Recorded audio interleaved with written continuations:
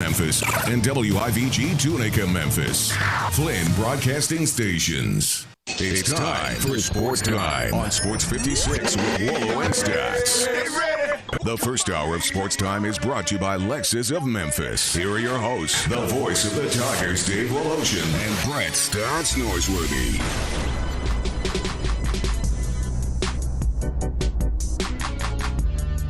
Welcome in. The weekend's almost here. You've made it to Friday. Spend the last 3 hours before you start to let loose with Wallow, with Stats, and with Gabe. Big night. Last night we had a no-hitter. We had a no-shooter. And because of the way things have worked today, we've got a Game 7 in the National Hockey League. We've got the Islanders, we've got the Lightning, and we've got almost a tie in the pick'em contest between one Brett Norsworthy and Dave Woloshin. And Drew Barrett's still in there swinging. In fact, Drew right now is actually tied with me at 7-6. You are at 5-8. But you can win with the Islanders tonight to drop me to 7-7, and Drew as well. And then you can go, and then you can tie with a correct Stanley Cup right. pick. Well, but how sad, Gabe? How sad? Dave playing for the tie with two knaves like me and Drew at the hockey. Well, I wouldn't necessarily say that could be true. You wouldn't call us knaves? You have. You've called us much worse about hockey. I wouldn't call Drew a knave. To be fair, but that might be on target with you, but. Somebody that didn't grow up within 600 miles of a frozen pond, you're going to have to struggle on the struggle bus to get a tie. I hate to say this, but these things occur. It's called blind squirrel finds an acorn. A lot of acorns are necessary for this blind squirrel. Well, all I know is this.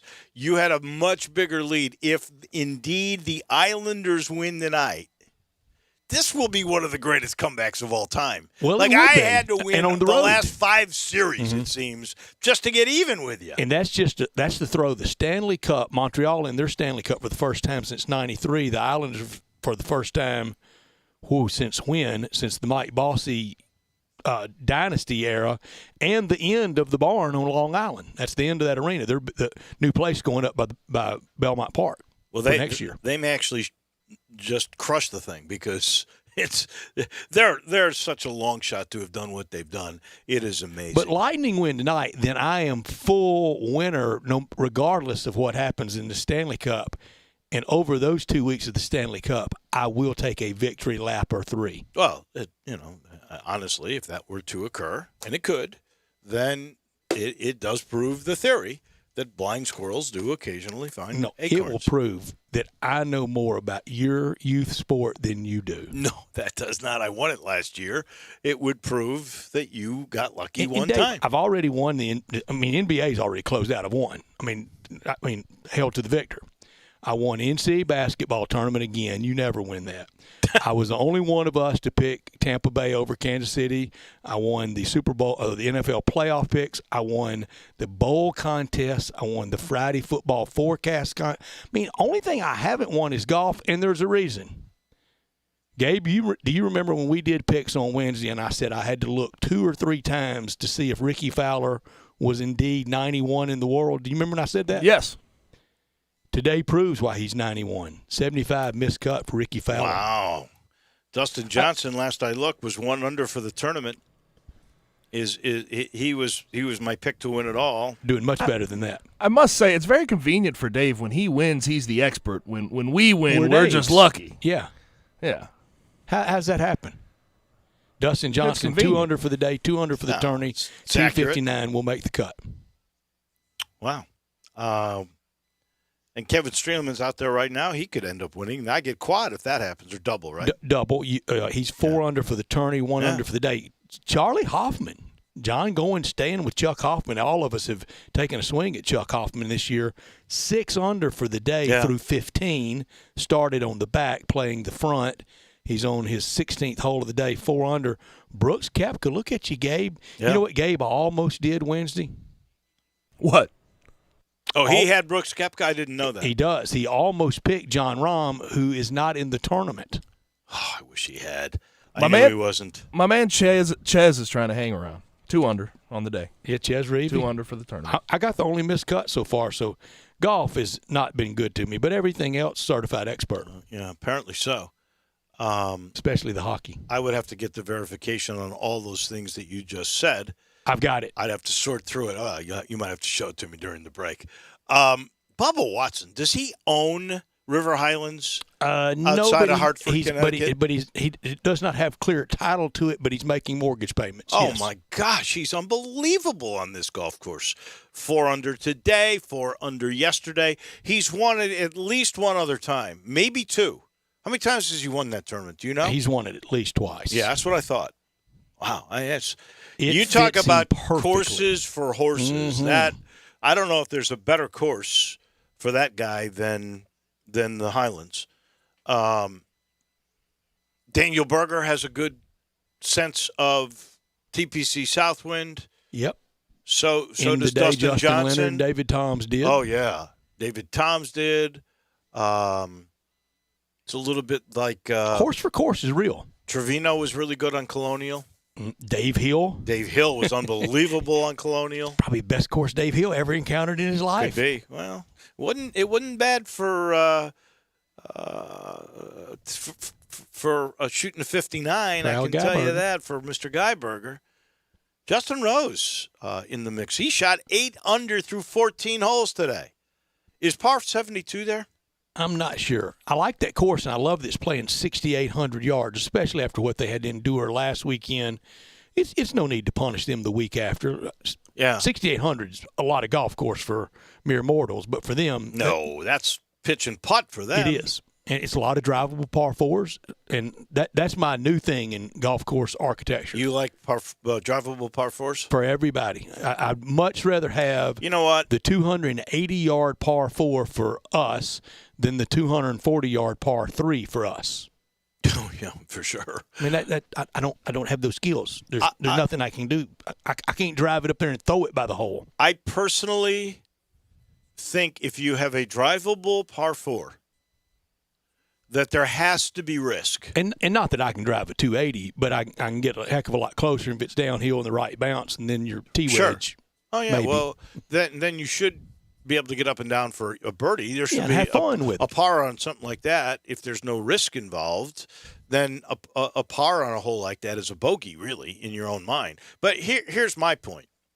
I don't mind drivable par 4s. These guys can carry 360. Yeah. It's ridiculous. I don't mind that. But if you're going to make a short one like that, 380 par 4 or whatever it may be, there has to be danger involved where if you don't hit a really good shot and you're going for the green, that you pay a price, whether that heavy is price. a I'm really with you. bad sand trap that's treacherous or water. Then I'm good with that. And I wouldn't mind 2 of those on a golf course. What would you do? We've talked about this.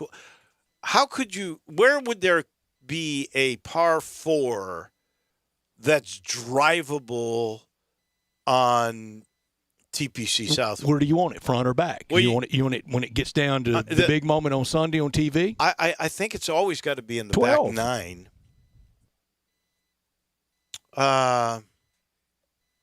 12? Yeah. Yeah, because you've already got the water in place. Just move up the tee boxes. Maybe put more bunkers 10. behind. No, 10's. Instead of that big fade over the trees Yeah, and kind but of you know what? I don't want that. split in the I don't alleyway. want that on the opening hole of, Okay. of the back 9. 13. But 13 would be another one because there's water. Mm-hmm. There's water that. I like 15 like it is because it's No, there is durable no. for them. There is no water on 13. No. Yeah, that would be hard. 14 might be the better one because you got a par 5 to make it up. 14 is par 3. Okay, I'm thinking 15. Yeah. 15 is the one to do. 15, It's pretty short already. It's short.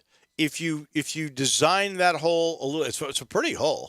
My favorite. The only problem there is there's so many homes and not enough land to deal with. I don't know how much you could change. It's almost the only really true down both sides tree-lined hole at TPC Southland. Yeah, I think the best one would be 12. There's water there. You could probably design that. You could actually play from the club tee boxes as it is, make more trouble in front of so to the right is the water, make more trouble on the backside of that hole and in that corner with sand or something there. But keep an entrance so that you could hit a cut shot that would go up there. That makes sense to me. And if you have a certified disaster, you got the gettable par 5 right behind it on 16 to kind of make amends. Exactly. I like that. That's a good idea. And 17 and 18, big boy, real men, real pro golfer holes. You know what they're going to do with 17? It's amazing. This is technology. Technology and players beefing up and nutrition and every, basically physical fitness that has come into the game of golf that wasn't necessarily there in the Arnold Palmer, Jack Nicklaus era. But when they first designed 17, you remember the first winner was Tom Kite, right? The first at TPC Southland was John Mahaffey. Oh, John Mahaffey, okay. And then Tom Kite. Tom Kite sort of put 17 on the map. And back then, the tee boxes were maybe where they are, I think they were where they are now.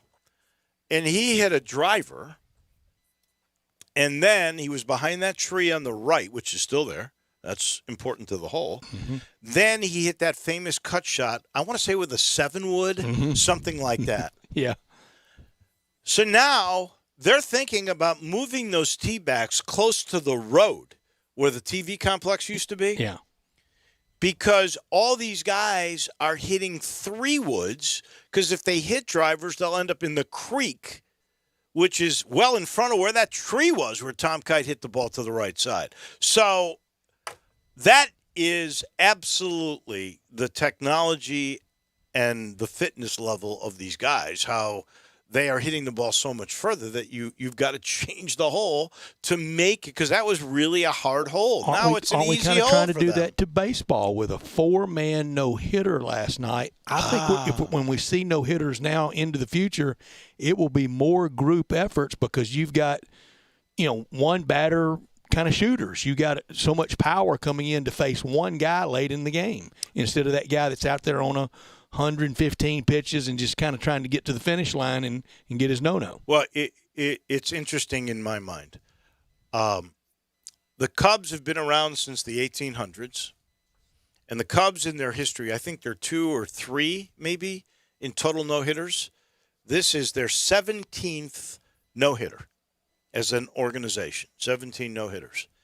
This is the first one ever in all those years that they have had a combined no-hitter. The reliever didn't even know he did it. Oh, I know. Kimbrel did not even know they had a no-hitter. Man, it's lights out Kimbrel, too. He's incredible. He's a beast. But the point is this. Up until 2-3 years ago, a guy never left the game if he had a no-hitter. Dave, you would stay in there if you had your arm hanging by a leg. Bingo! It wrecked Johan Santana's career trying to get the Mets' first no-hitter against the Cardinals that wasn't a no-hitter. Right, so here's my question. And I don't know the answer. If John Ganazzo is listening, and he does quite a bit, and he's the baseball historian, maybe he can tell us. How many combined no-hitters are there really? Because I don't think there was a combined no-hitter before 4 or 5 years ago. We started looking at pitch counts and everything else. It was 1 or 2, but it wasn't many out there. And to do it with that many walks, I remember A.J. Burnett from Little Rock, Arkansas, for the Marlins had a no-hitter with a lot of walks. But last night it was either strikeouts or walks. Well, that seems to be the name of the game in 220. And John Harden had a great note. To do it against that Dodger lineup with 3 bona fide Hall of Famers, 3 certified. They've been awarded MVPs, and I think all will go to the Hall of Fame. Bellinger, Pujols, and Mookie. There are no hitters and then a big no hitter. Gabe, I have the number here of combined no hitters. 15 of 303 in history. Whoa! So if you can look really quick, and I am very impressed with those Google's skills that you have already to have found that quickly. When was the first combined no-hitter? 1917. That's what it says. Oh, so the guy must have got sick. 1917? And then the second was 1967. And then when? So that's 2. So since then 75, 76, huh. and then it went 90, 91, A couple in 91, 2 in 91. Huh. Yo. Most of them are after 90 though. Yeah. Yeah. Well, And we're going to see more and more that being the trend. We'll talk a lot of baseball today. College World Series has had a challenge and some dramatics for sure, and we will keep up with that. Mississippi State plays tonight. We'll sure talk about that. This hour brought to you every day by Lexus of Memphis, 2600 Ridgeway, and online at lexusofmemphis.com. Give them a call at 901-362-8833. Lexus of Memphis, offering the Golden Opportunity Sales Event, rounding out the first half of 2021 into the second half at Lexus of Memphis. Driving luxury and confidence, knowing that every new Lexus comes with complimentary first and second maintenance services. Stop by today at Lexus of Memphis at 2600 Ridgeway and put yourself in the driver's seat of the all-new 2021 flagship LS500, and you'll be driving in style. When you purchase a Lexus, you get top-of-the-line engineering and design, and they make for the luxury driving experience. Online at lexusofmemphis.com, 901-362-8833. Experience amazing at Lexus of Memphis. Top story of the day. Well, that is exactly what has been in the discussion mode here. Last night in Los Angeles, last game on the Major League docket, Zach Davies, who went 6 innings, Ryan Tepera, Andrew Chafin, and Craig Kimbrell, who didn't even know the Cubs had a no-hitter, combined to throw the 17th no-hitter in Cubs history. It is the 7th no-hitter this year, and that already what ties the record for the most no-hitters in a single season. Mad Bum kind of cheated out of one because of the 7 innings. That's right. That would have been 8. And, guys, this is too cool not to mention. The first combined no-hitter ever was Babe Ruth. He started, but he walked the first batter, got himself ejected for arguing balls and strikes. Ray Morgan was the leadoff batter that he walked. He got caught stealing after the next pitcher, Ernie Shore's first pitch, and then Ernie Shore went on to retire the next 26 batters.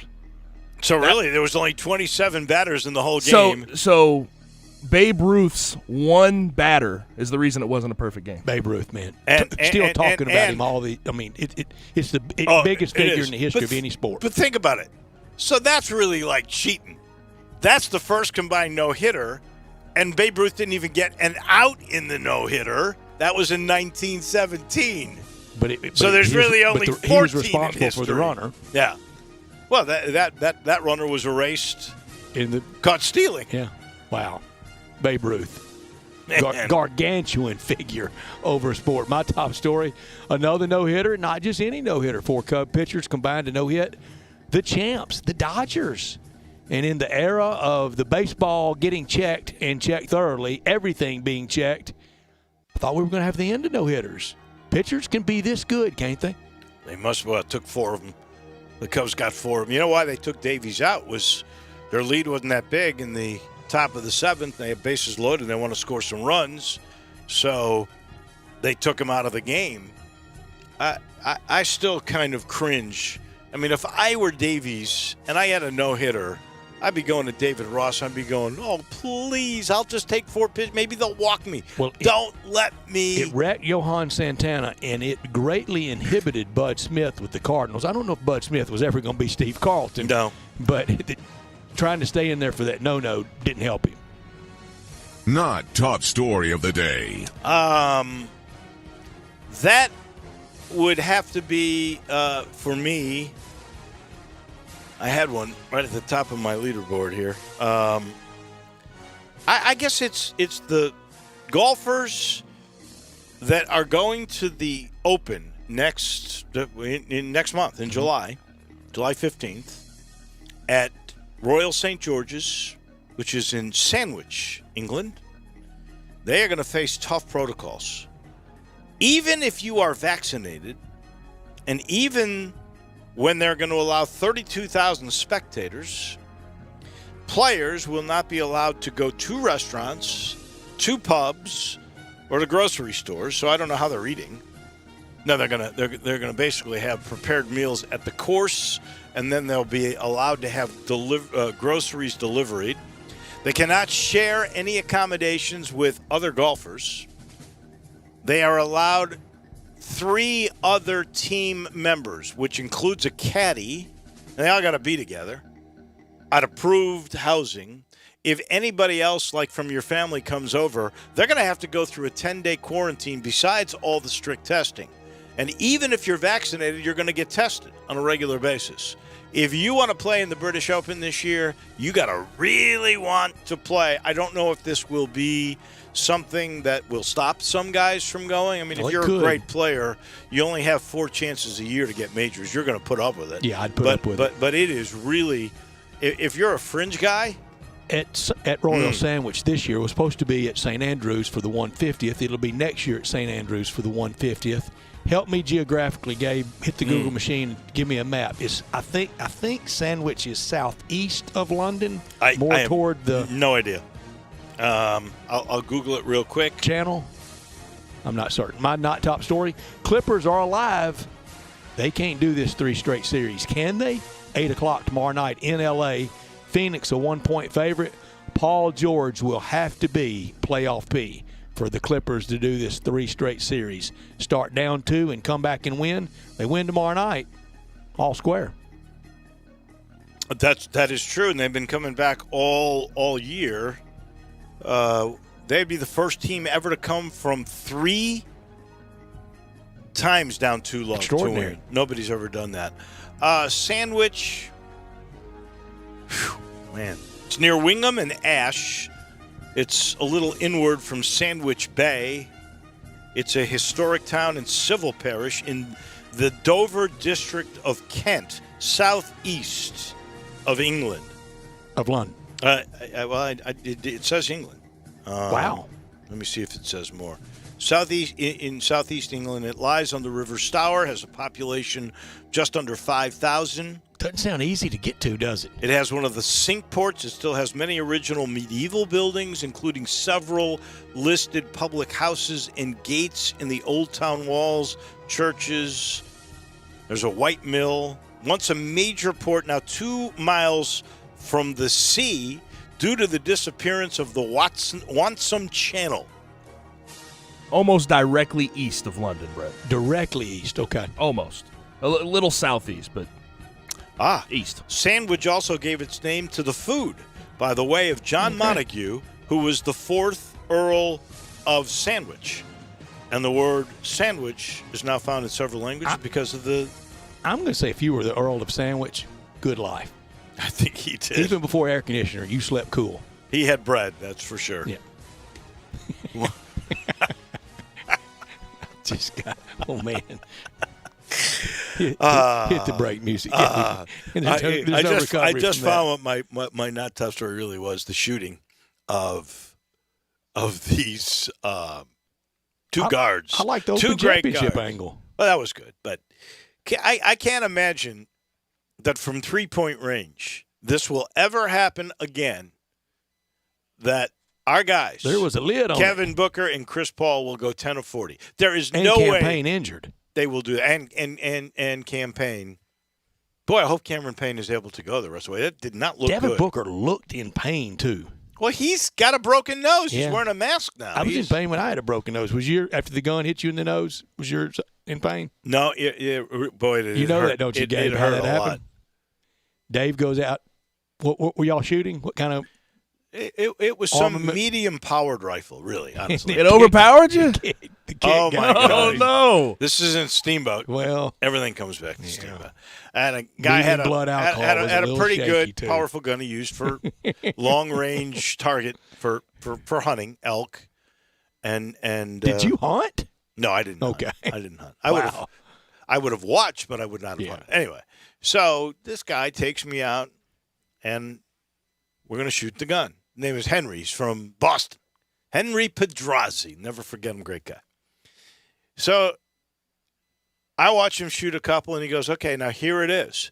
And I grab the gun, and he goes, now let me tell you something. This thing is powerful. I want you to go. I go, I've shot guns before. Like I was a Cub Scout. I went on the range or a camp. You know, like Camp Keokuk. So he made it look easy, huh? I get the gun, I put it up there, and I squeeze that trigger, and that butt flies right off of my shoulder, right into my nose. Deviated septum that I had for 40 or something years until my wife made me get it fixed because of snoring. That's the Not truth. funny. That hurts. That's tough. Yeah. Oh, I tell you what. I acted like nothing happened because I was so cocksure. I can do this. Steamboat. Are you kidding me? And, I mean, it hurt like the dickens. It brought tears to my eyes. But I just, man. And the next time, I did shoot it again. But believe me, I didn't come close to a target when I was shooting that second time because all I could think about was how I was going to keep that gun on my shoulder.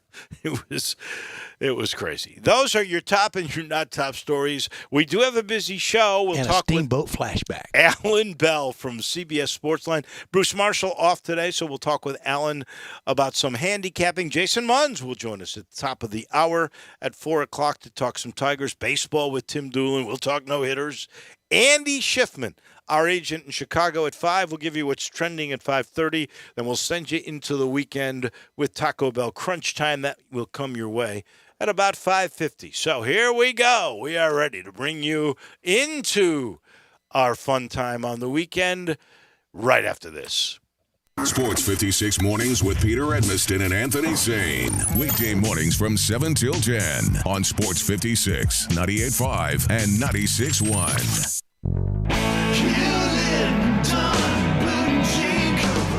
Hewlett & Dunn Boot and Clothing Company, we have it all. From handmade Amish leather belts, fine and casual clothing, boots, casual boots, work boots, fancy boots, and even safety-toed boots. Lots of cowboy hats to choose from, even Nebo lights, Orco hard coolers, good-looking duck head dress shirts, duck head caps, shorts, and pants. Tons of jeans from Ariat, Wrangler, Devil Dog, and Kimes Ranch jeans.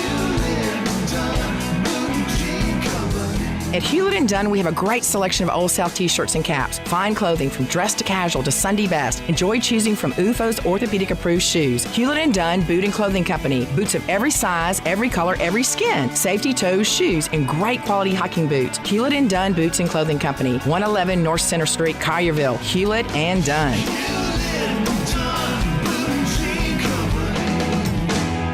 Hewlett & Dunn, serving you and your family since 1961. As physicians, we know that what we do now will affect the future for us all. The COVID-19 vaccine is now available. It's safe and very effective, and it's a great defense against coronavirus. But we still need to continue to mask up, socially distance, and get tested.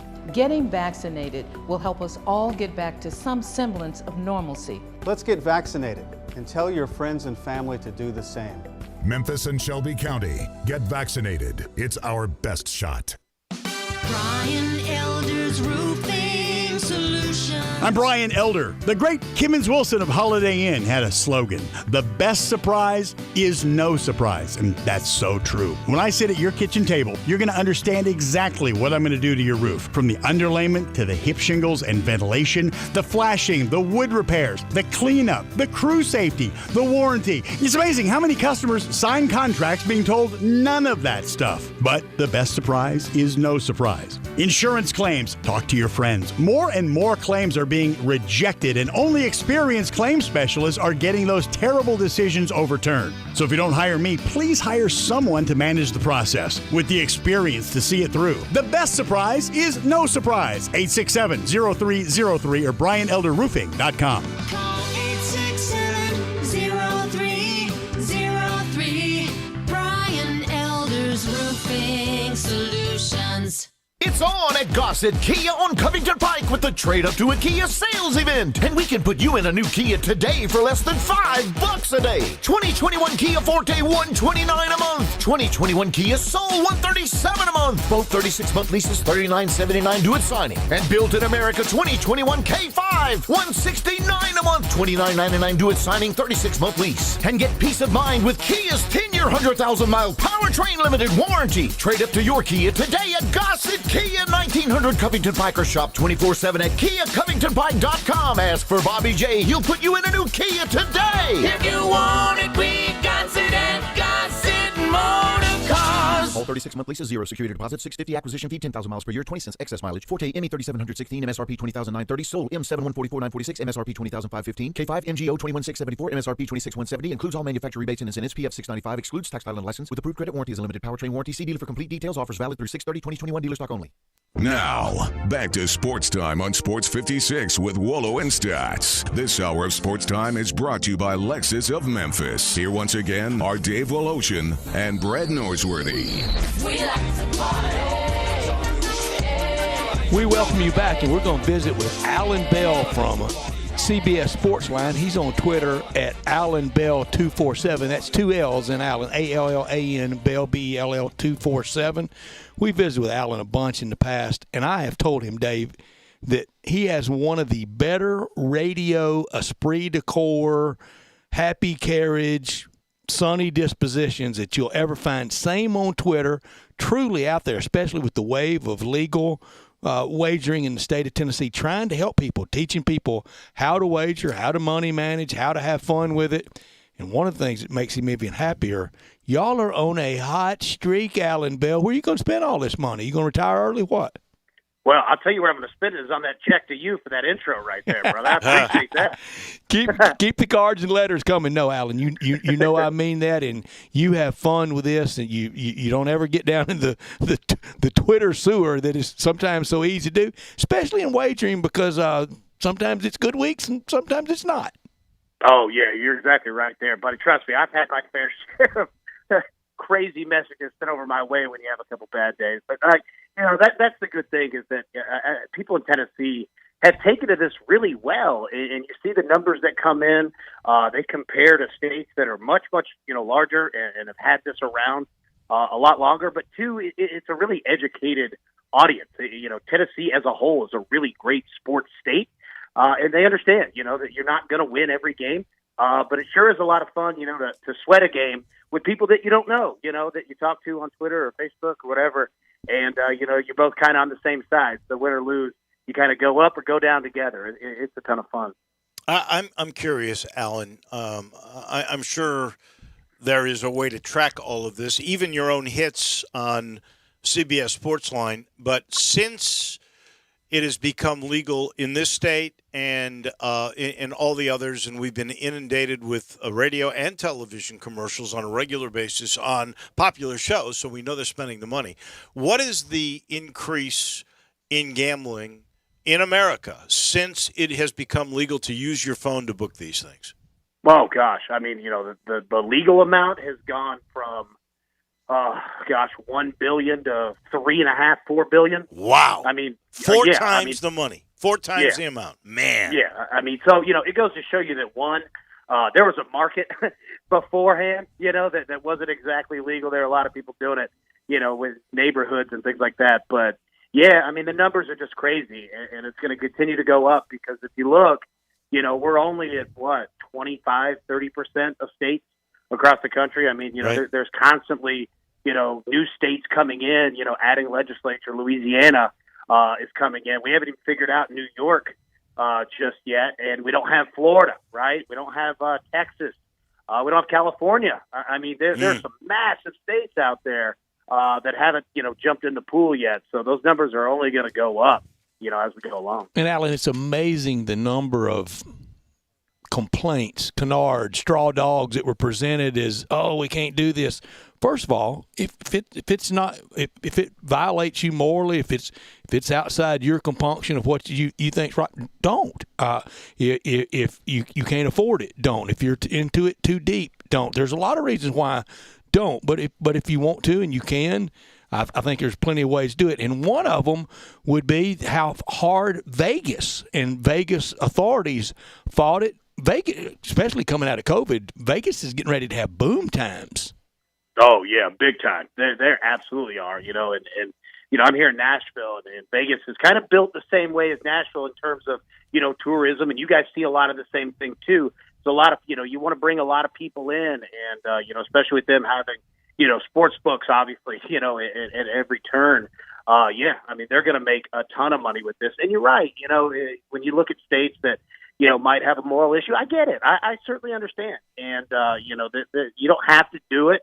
But take a look, just in Tennessee alone, the state has had it since November 1st. So, we have the numbers through April so far. I think the state has taken in now around $21 million, in revenue that's going to go to infrastructure. It's going to go to schools. It's going to go to scholarships. And you know what's great about that? They didn't really have to do anything for it. You didn't have to add any kind of, massive, amount of expenses to it, right? You just kind of take the money in. So it's going to a good cause. People have fun with it. I certainly understand that there are negatives, but there are a lot of positives with it too. I'm just curious, when you've got a major upset that could happen tonight. I mean, these Islanders are a major story taken on in a Game 7 tonight. What kind of action is there on a Game 7, even though I know it's not the NFL or it's not the NBA or MLB for that matter, but it is the National Hockey League, and this has been a good story. What kind of action will there be tonight on that game? Oh, there will be hundreds of millions of dollars that will be wagered on this game because, you don't have football going on, and you've really tapped into a sports betting audience that has picked up sports that they're not, that they used to not really watch all that much. If you look at the correlation with TV ratings, last year, 2020, don't compare those to anything. That was an outlier type year. But take a look at, the NBA playoffs. Their numbers have been through the roof, because sports betting is helping with that. NHL playoffs, Stanley Cup has been through the roof because people are betting on it. Golf is seeing huge numbers. NASCAR is seeing massive increases in what they're getting. So, absolutely. The good thing, that comes with it is that you have new audiences and you have new young audiences that are picking up these sports and are watching, and they might not have a team, but, they're betting on, the Lightning or the Islanders tonight, and they've got some prop bets going, in the NBA. It's absolutely helped these sports leagues, and that's why you see them, kind of lending into it. Even the NFL, on Red Zone this year, you're going to have a betting option on there. So if the NFL is doing it, it goes to show you, there's a big revenue increase for them. Is there a number? I don't mean to put you on the spot. No. But is there a number that you know of that correlates with, because of the gambling aspect of it, that the television rating goes up? It depends on the sport. It depends on the game. It depends on what's going on. Like I'll give you an example on this. If you look at the NBA playoffs from last year, again, 2020 is hard to kind of compare, but they're up, 59, 60%. So, again, you're going to look at low numbers to compare to, so don't take that all the way. But, you'll see spikes in, 10%, 12%, 15% that have to do directly correlating, and especially on weekend nights like tonight where you only have a couple games. I'll give you the perfect example. When the College World Series is over, take a look at ESPN's numbers for these games, and you're looking at a lot of games that are 1 o'clock in the afternoon, right? Because you've got people at home as well that are working, so they can see that and they can bet on it. You're looking at 10, 15% increases, both regionally and, a little lower nationally. But, it's been massive numbers for them. What is the sport for the biggest growth potential in gaming and wagering? Ooh, that's an excellent question. The NFL is already kind of at the top. College football is kind of already at the top. College basketball's been there for a long time. Major League Baseball, I think, has a lot of growth that it can do, because not only are you going to have more people start to watch it, but their audience numbers are going to be much younger, and you're starting to already see it a little bit, and it's going to take them a little time. Major League Baseball needs to lean into this, because if you could get those audiences, say the 24 to 40, somewhere around that range, especially in the high 20s, those are the people that bet more games and they pay attention more, to them. So I think Major League Baseball is the answer, because they haven't really tapped into this market yet. They never tapped into rotisserie. Yeah, exactly. I know. It's kind of crazy, but the numbers are going to be in their face now, because you just can't ignore it. It's here, and you either lean into it and get the rewards. They or you started. Don't, they started the fantasy sports, had rotisserie baseball, and never could monetize it. Yeah, and that's crazy, because now it'll be much easier because as you kind of partner with, some of these larger, sports books, a FanDuel, a DraftKings, et cetera, things like that, they're going to pay Major League Baseball big money to get their logos out there. So you're seeing that in the NFL, NBA. It'll come to Major League Baseball, and they've got a big gap they can fill in. Yeah, that is a great point because you're right. Rotisserie baseball was the first any kind of fantasy at the restaurant, there was. The La Rotisserie. The La Rotisserie in New York. The guy, I forget his name, who did it because I was a part of the very first Rotisserie baseball league in Memphis. Yeah. And baseball. Was it Bill James? No. It was not Bill James. But Bill James was he was coming up with that abstract at about the time Rotisserie baseball was taken off. I wish I could remember. Anybody out there knows this, please text us at 901-360-8255. And then I got into fantasy football. Well, and then I forget who did that, but that was immediately grasped. And even, ESPN was doing stories on air about that or shows about that. I don't know why baseball never picked up on that. What do you have any sense of what fantasy meant to the National Football League in terms of dollars and cents? It's unbelievable. I would say if you look every year, let me say this. Betting on the NCAA tournament in basketball is an $8 billion business yearly, okay? Just the tournament?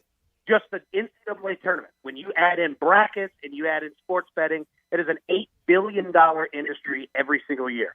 So use that comparison to what fantasy football in the NFL. I mean, it is enough to where the NFL literally created a channel. Right. Where you could track it. Got the 87 lockout and replacement players. Fantasy football drove the resolution that people were about to have an uprising over it. Yeah. I mean, and for sports and for leagues, I mean, this is free advertising and free getting people in to consume your product. It's literally a no-brainer. Why you would not lean into that when it costs you nothing? They're not having Manfred, I got the answer. Yeah, you're right there, man. It's just insane. Like, I mean, it's free. It's free money. All right, tough question. Last one, as we are enjoying talking with Alan Bell from CBS Sportsline on handicapping things. What's next? I mean, what will be the next big thing now, besides Florida and California and Texas, all these other states having it? What's the next big thing that we will see that will come from the liberal legislation that we now have? Yeah, so what you're going to see is the sports betting market adapt itself and grow. Okay, so it used to be you bet spreads and you bet overs and unders. Okay, right. Well, in the last couple of years, the NBA has really ran with this. Prop bets are massive. It's driving huge numbers in the NBA, and rightfully so because it's essentially fantasy sports on steroids that you get every single day.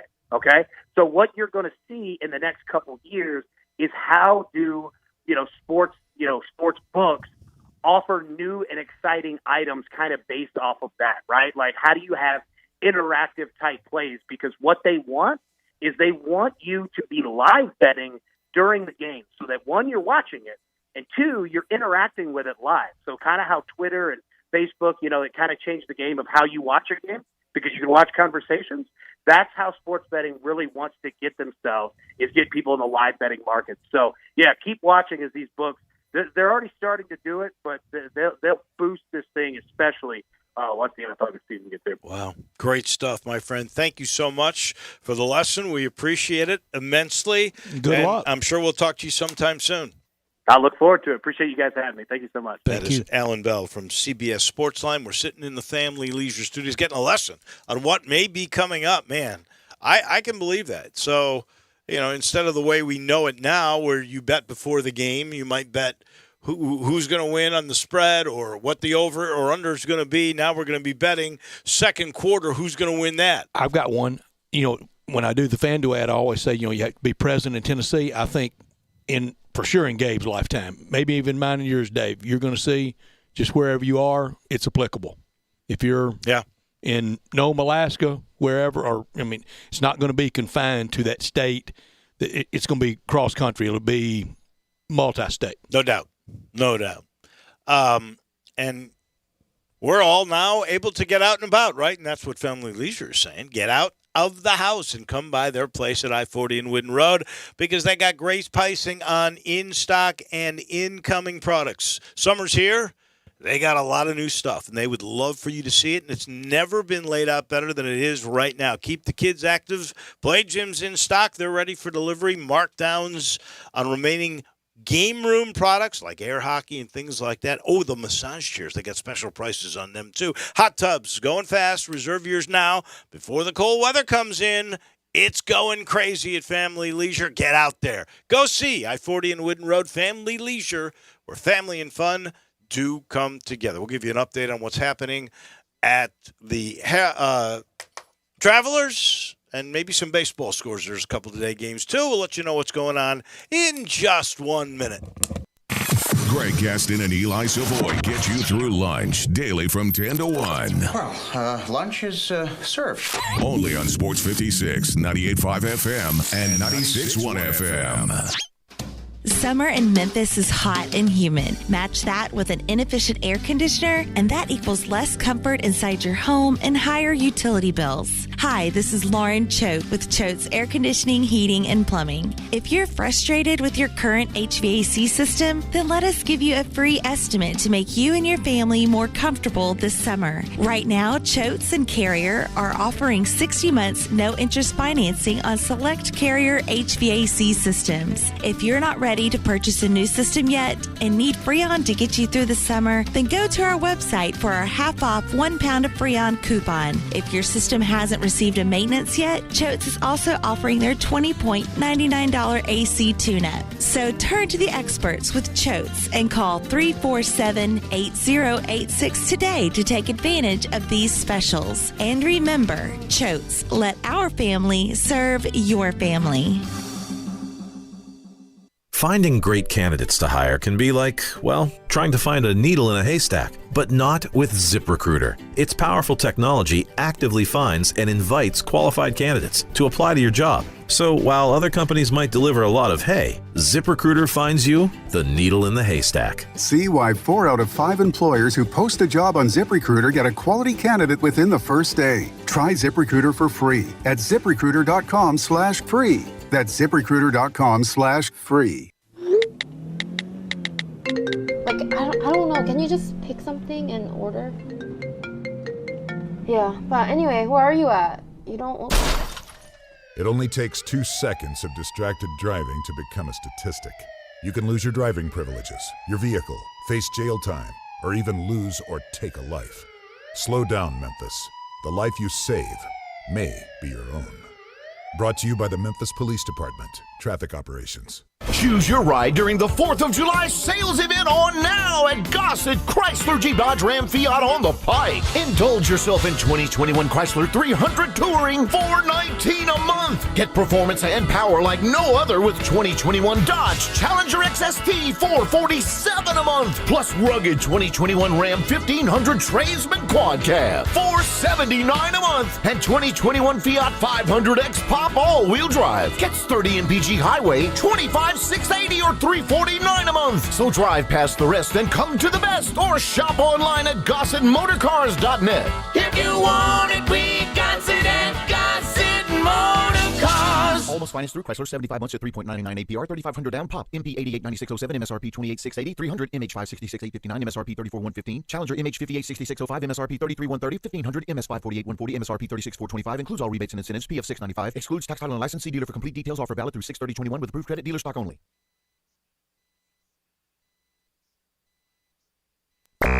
Now, back to Sports Time on Sports 56 with Wolo and Stats. This hour of Sports Time is brought to you by Lexus of Memphis. Here once again are Dave Woloshin and Brett Noseworthy.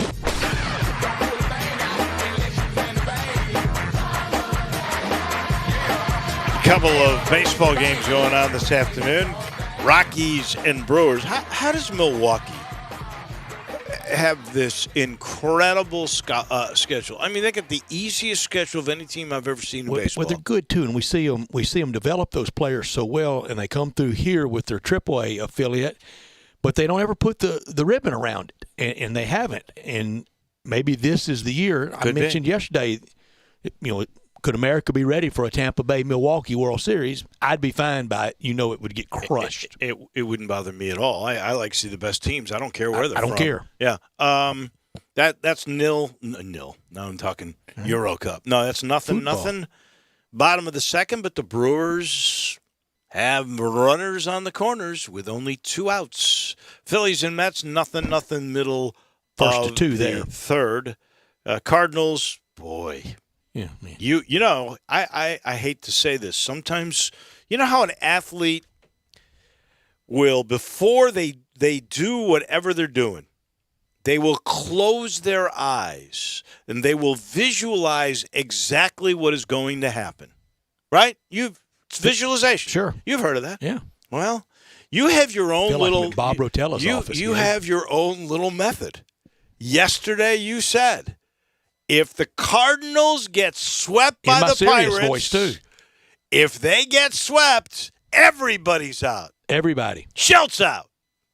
Mozelik's out. Gersh is Mozelik out. deserves. Maddox is out. Mozelik deserves to be out. Hitting honestly. coach out.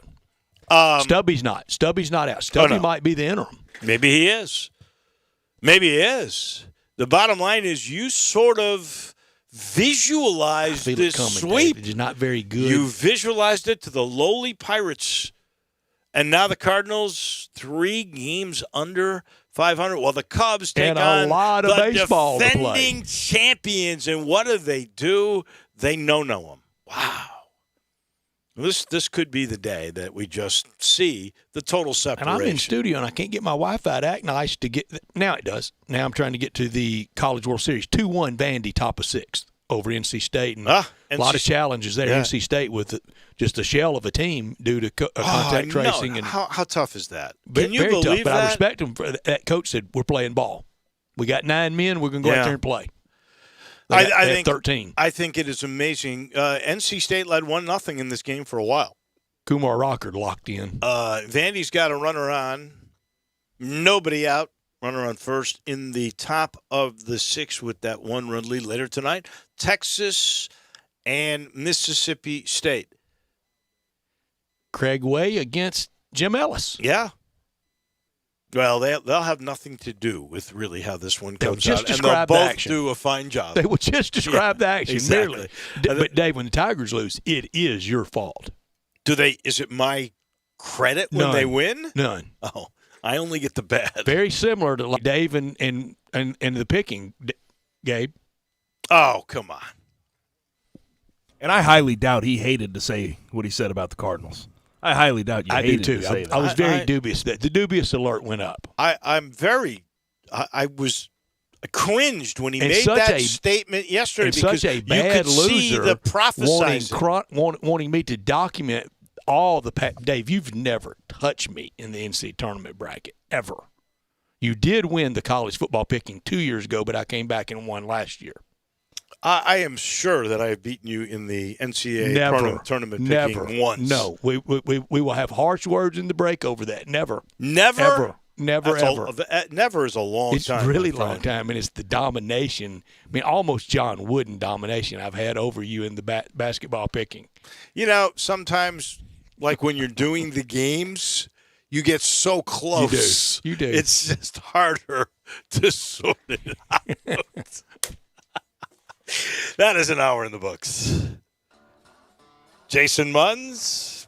We're going to talk some Tiger basketball. Who do you think will be on the schedule?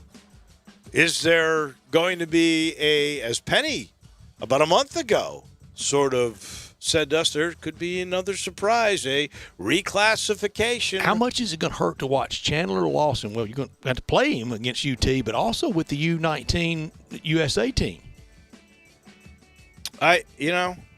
We've already got a couple Lawsons on our team. I'll concentrate on them. Mm-hmm.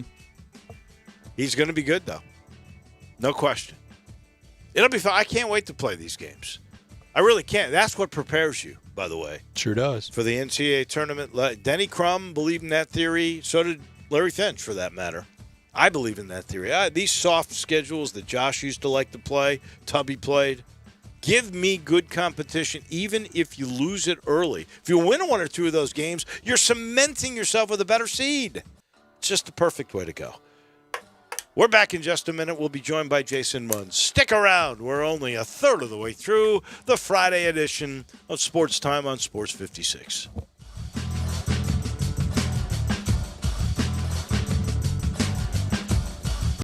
Hi, this is Troy Five-Ash, owner of Five-Ash Roof Services. You've heard me talk about how we offer the best products, the best warranties, and the best services for years. Now let's talk about pricing. Pricing should never be the only reason you hire a contractor, but in today's world, pricing is always a consideration. So we suggest you get 2 or 3 estimates for your roof replacement from a reputable, licensed, and insured company, and then give us a call. If we can't beat your best price for a comparable roof system by more than $100, we'll give you $100. It's that simple. We are so sure we can offer you the best price, beating all other qualified companies, we will hand you $100 if we can't, and thank you for the opportunity. So give us a call. What's the worst thing that's going to happen? Make $100? Five-Ash Roof Services, a proud supporter of Tiger Athletics and the official roofer of the Tigers home team. Five-Ash Roof Services, fair, honest, and ethical. 367-0050 or memphisroofer.com. Five-Ash Roofing is what we do. We're here for you. Hi, this is John Conway with Conway Services. How old is your water heater? With most of the water heaters in the Mid-South located in the attic, the worst day you can replace your water heater is one day too late. It may be time for a tankless water heater from Conway Services that never runs out of hot water. Plus, these energy-saving models only heat the water you use, saving you money on your gas bill every month. Most 10-year-old water heaters were about 65% efficient when they were new, compared to a tankless water heater from Conway Services that's up to 98% efficient. Plus, right now, get your tankless water heater from Conway Services for as low as $79 per month. Or I'll give you $250 for that old tank water heater. And no more worrying about that tank bursting in your attic either. And you know, with over 8,000 5-star reviews, you know Google guaranteed Conway Services will be providing great customer service every time. So call Conway Services, the Mid-South's premier heating, cooling, plumbing, and electric service company at 384-3511. And the first 30 callers with a 10-year-old water heater will come out and inspect it absolutely free. 384-3511. Conway Services. Call Conway today. Southern Airways, we fly to make your day.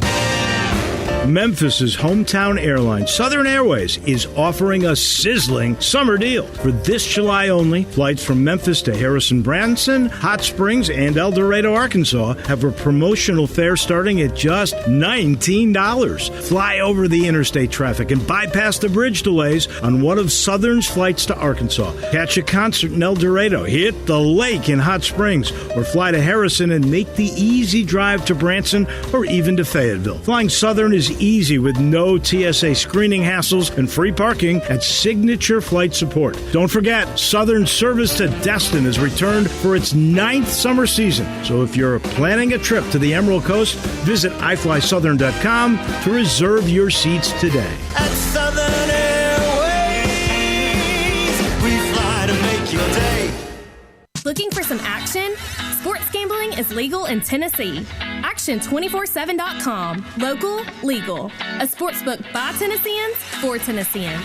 Go to Action247.com. Register and place your bets. Are you a sharp or a first-time bettor? Action 24/7 has you covered. Visit us online at Action247.com. Local, legal. Action 24/7.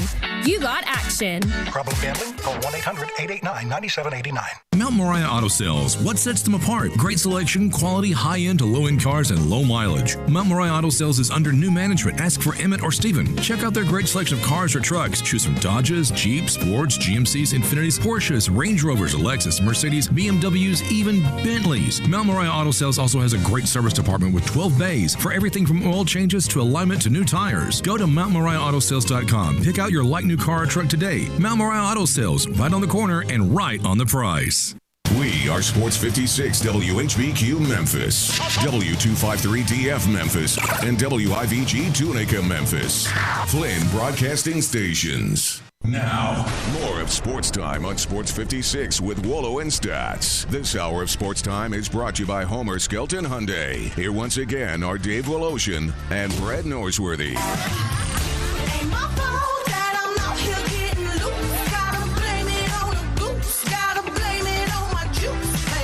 Welcome in hour number 2 as we try to take you into the weekend. And I got to start with an apology. I mean, I just thoroughly blew names in that last segment. It is Kennedy Chandler. Right. I'm very sorry.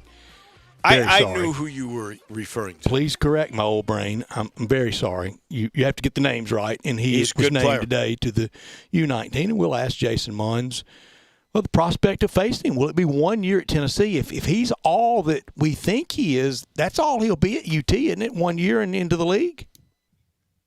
I don't know if he's that dominating a player. I mean, he's obviously good enough to make the United States under-19 team. Where are they going? Like Turkey? I'm very sorry for the name mistake. Where are they going? I'm not sure. I saw that. But that's a real highlight. Yeah. That's a real, I saw Channel 3 had a story, I think. you know who keeps up, and I bet Jason Munns does as well, but who keeps up with all those U teams? Mike DeCourcy. He can name you every U team throughout history. We start this hour with our friend from the Commercial Appeal.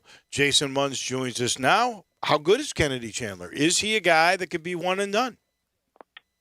Well, is he good enough to do that? Yeah, I think he is. I mean, there would be a lot of people wrong about him if he's not. And of course, you know, things can always change. You know, between now and this time next year, but. I mean, yeah, like I said, there's a lot of people who think that he is first-round material. It cuts a lot of different ways on that, Jason. We've seen it change here. We thought between Boogie, Lester, or DJ, at least one of them would be one and done. None of the three would. Nobody saw Moses Moody coming as one and done. Man, that's a high-wire act out there on one and done. And then if you stay that second year, you kind of get deemed a bust. That's not fair either, is it? No, because Boogie's not a bust. DJ and Lester aren't busts.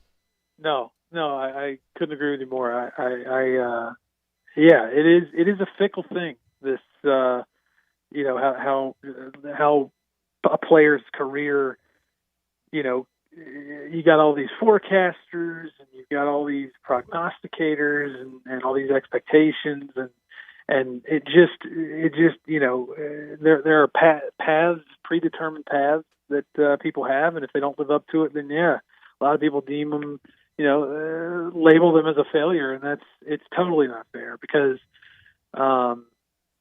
you know, I mean, shoot, how often does it happen that they don't necessarily, it doesn't play out the way people expected it to, but it eventually plays out somehow. And you know, no, it's unfair, I think, but it's the nature of the beast.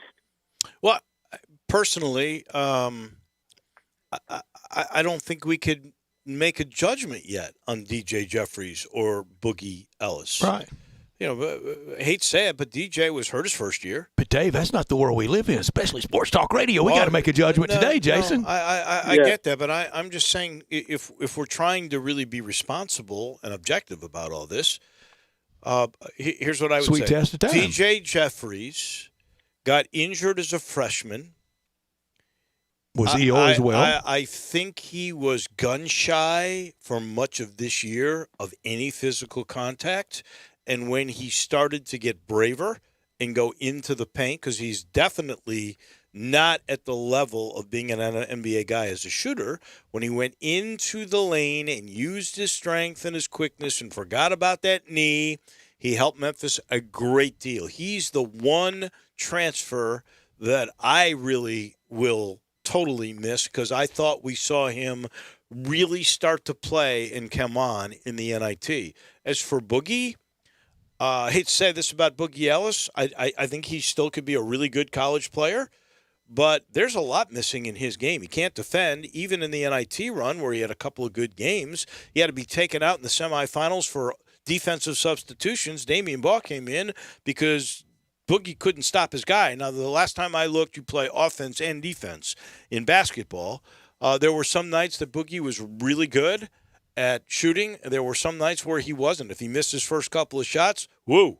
So I think the verdict on Boogie at this point would be he did not live up to the billing, but he's got another year or two to change that at USC, and maybe that will be better. But he's got a long way, in my mind, to go. But we rush to judgment after 1 year or so, and this should be a 3 or 4 year deal. Maybe not for Kennedy Chandler. If the expectation is one and done, then you've got to do it in 1 year, right? Yeah, it's. I think you're both right. I mean, there is the immediacy that everybody wants, and everybody wants to know what's going to happen down the road. They want to know now what's going to happen down the road. Then you also, that can be a little bit irresponsible, I guess, is the way you phrased it, Willa, and there's something to that for sure. But I think you're both right. And yeah, Kennedy Chandler, it's just there is so much out there. Not only that, but when you start if you're one of these guys and you kind of start buying into it, and you start, you really start believing the hype and believing your own hype and sort of acting accordingly. And this isn't just Kennedy Chandler. This is anybody who does this. But you start opting out of All-Star games, and you start doing things like that. Well, then it's going to invite even more, even greater expectations. People are going to say, they're going to really dig their heels in, so to speak, on those expectations. It's not gonna. You don't give yourself as much leeway necessarily. And so it's there's a lot of people thinking that Kennedy Chandler is a one and done, and who are we to say at this stage that he's not? Right. Better be good, isn't it, Jason? Isn't it refreshing? I know the answer to this before I ever ask it, but I know it is for you. To have a normal summer of Tiger basketball hype, preparation, you're not doing stories on games that are supposed to be at an exotic beach locale or being played in South Dakota in a bubble. You're having a normal summer of recruiting hype, scheduling hype, Penny going into his fourth year with everybody thinking this is a lot better than 12 months ago. Boy, until you just brought that up, I mean, this is my third summer being full-time on the beat, and I hadn't even thought of it that this is they've all been different.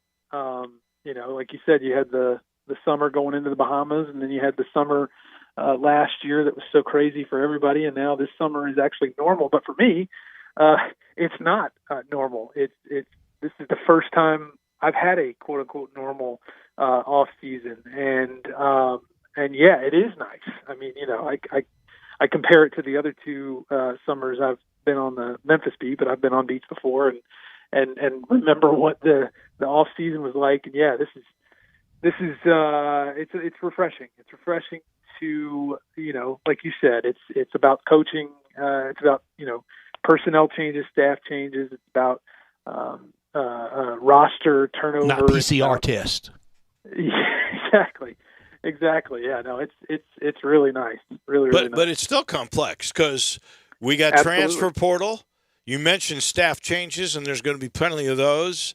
Let's not forget the NIL and how that's going to be effective and how it's going to affect everybody in that thing. But at least all those things we don't think can kill us. No, that's true. A year ago it could. No, but and that NIL could take effect July the 1st. It's 7 days away. So, yeah. I mean, this thing is still all crazy. I think it was you. Did you write the story quoting Adam Walker about the committee that's in place and the branding thing that's there? Adam had an interesting comment, which is we're just going to have to, take it day by day because nobody really knows what's going on. It's amazing. Yeah, no, that's absolutely right. I mean, so before the NCAA, before Mark Emmert came out and said, basically ordered all of the NCAA's member institutions to come up with their own NIL, policies and guidelines, Memphis, Tennessee, the state of Tennessee, wasn't going to be able to start its name, image, and likeness legislation. The legislation wasn't going to take effect until January 1, 2022. Right. So they were operating on that timeline, and they were well ahead of the game. because I think they saw the writing on the wall that it was going to come much earlier than that, and it has. Mark Emmert came out and said very recently in a memo to his member institutions that, we're going to back off so that it's fair for everybody, so that it's not just a handful of states, getting a competitive advantage by being able to offer name, image, and likeness privileges. We're going to back off and let everybody do their thing. So, schools in states where there is no legislation pending, come up with your own policies. And schools in states where there is pending legislation, you can either come up with your own policy or you can go by what the state, the pending legislation is. And that's what Memphis is going to do. Whenever it officially becomes official that the NCAA is going to back off and get out of the way on this, Memphis is going to, be like every other school in the country in the NCAA and, offer these name, image, and likeness, privileges, and they're gonna abide by the House bill that was drawn up and was due to go into effect January 1 of 2022. It's just going to come. It's going to come much sooner than that. Crazy stuff. It is. I don't know how it'll all work. Is there going to be a reclassify in Penny Hardaway's near future? I do believe there. Well, so I think so. I think they're confident that one way or another, there will be a player who reclassifies between now and whatever it is, late August, mid-August, or whatever, whenever school starts. There will be a player that reclassifies from 2022 to 2021, and that player, whoever it is, will pick Memphis. Now, Jalen Duren is the big name right now. Right. He's the one who just left campus yesterday, who posted on Instagram today the photos of him in a Memphis uniform outside the Laurie Walton and inside the Laurie Walton. He's the number 2 prospect in the class of 2022, behind Amani Bates, who's like the number 1 prospect among all prospects that are still in high school. If he were to reclassify into the 2021 class, which it sounds like that's essentially a done deal, it just hasn't been announced by him, he would still be the number 2 prospect, behind only Chet Holmgren, as we know, is the number 1 prospect that's gone to Gonzaga. Good company. Yeah, so yeah, exactly. So number 1 pick projected next year in the draft. Yes. And so, here's the thing on Jalen Duren. He's 6'10", 230 pounds. He is pro ready already from a physical standpoint. And he's it sounds like he's down to Miami. He's going to Kentucky this weekend to visit, and Memphis as far as college is concerned. And then obviously there could be the pro route that he, takes. Elite G League. Exactly. But it doesn't sound like that's necessarily the direction he's leaning right now. It sounds like he's leaning, more toward college. And the people that I've talked to that are close to the program, and I've talked to people who are sort of, close to his camp, if you will, and there are those who feel pretty good, there are those who feel really good, and there are those who are taking a little bit more of a we'll have to wait and see. He's got a lot to decide. There's the NIL stuff. There's the, do you want to go pro? Do you want to stay in college? Do you want to reclassify? Do you not want to reclassify? So, but I think, I get the sense that those around the program feel very, very good. I think they like their chances. Jason, with Jalen Duren. In 1 year from today, June 25th, 2022, what University of Memphis men's Tiger basketball player will have made, and how much do you think it'll be off of endorsements? Legal, front pocket money? Well, gosh, I mean, is Jalen Duren going to be, if he is part of the equation, then I think it'll be him who makes the most. and you're talking about potentially 7 figures. I think with him, he is the real deal, and I think a lot of people would want to get on that train early, as early as they possibly can. It's enough to take your girlfriend out for pizza now, isn't it? Yeah. No, I mean, this is a brand new spanking new world that we all, the college athletics is entering into, and it's going to be crazy. What you're saying is literally competition with the G League. That's what we're talking about now, because they were giving the elite G League guys somewhere around $500,000, right? Maybe Hampton got. Oh, he went to the Breakers, right? Who's the good? Jalen Green. I'm sorry, Green. Yeah. So Memphis has been so close to these guys, other than Wiseman, right? But he had Hampton, he had Green. Both those guys opted to go different ways to a paid gig.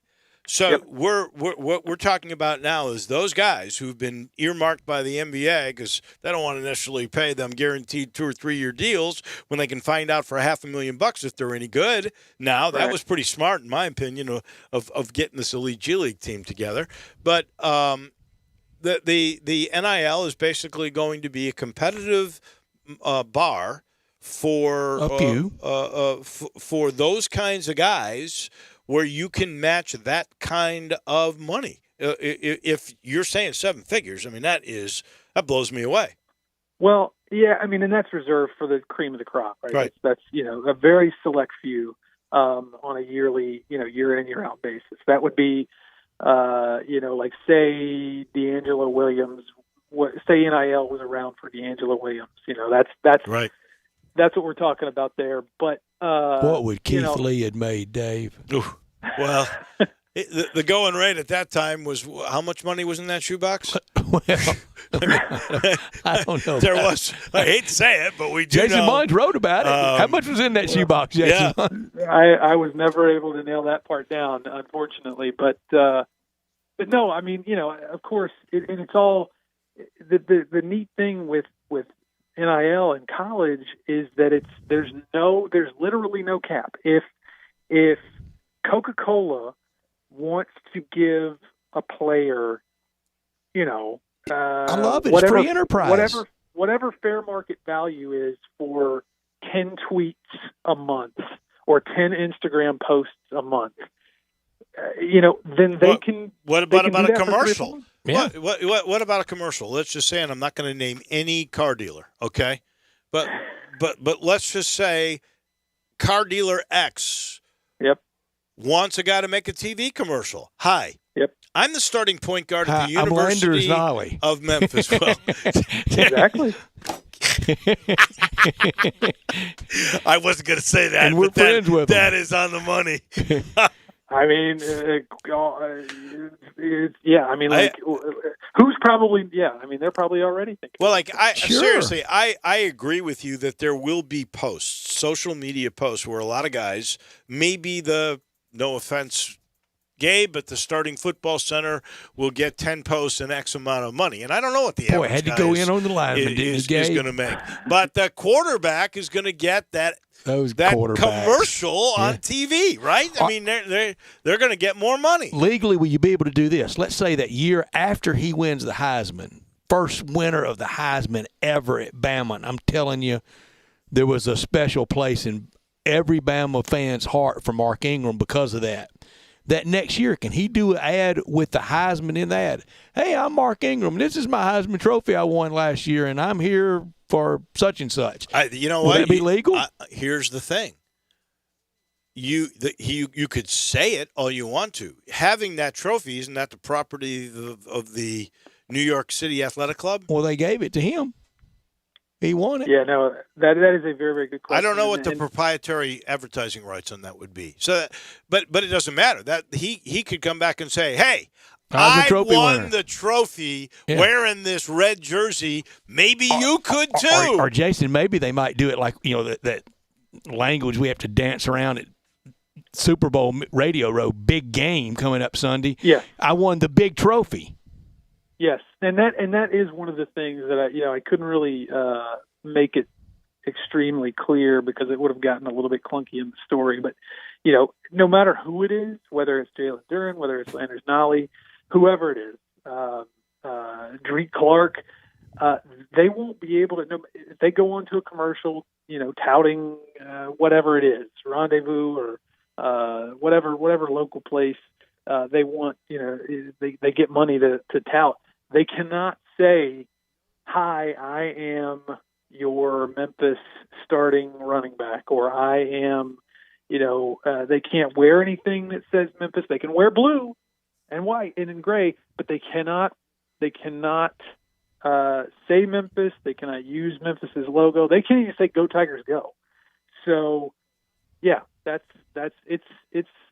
different. Really? But okay. So So the poor compliance office. I did not realize the last nerve they Wow. had. Jason shot.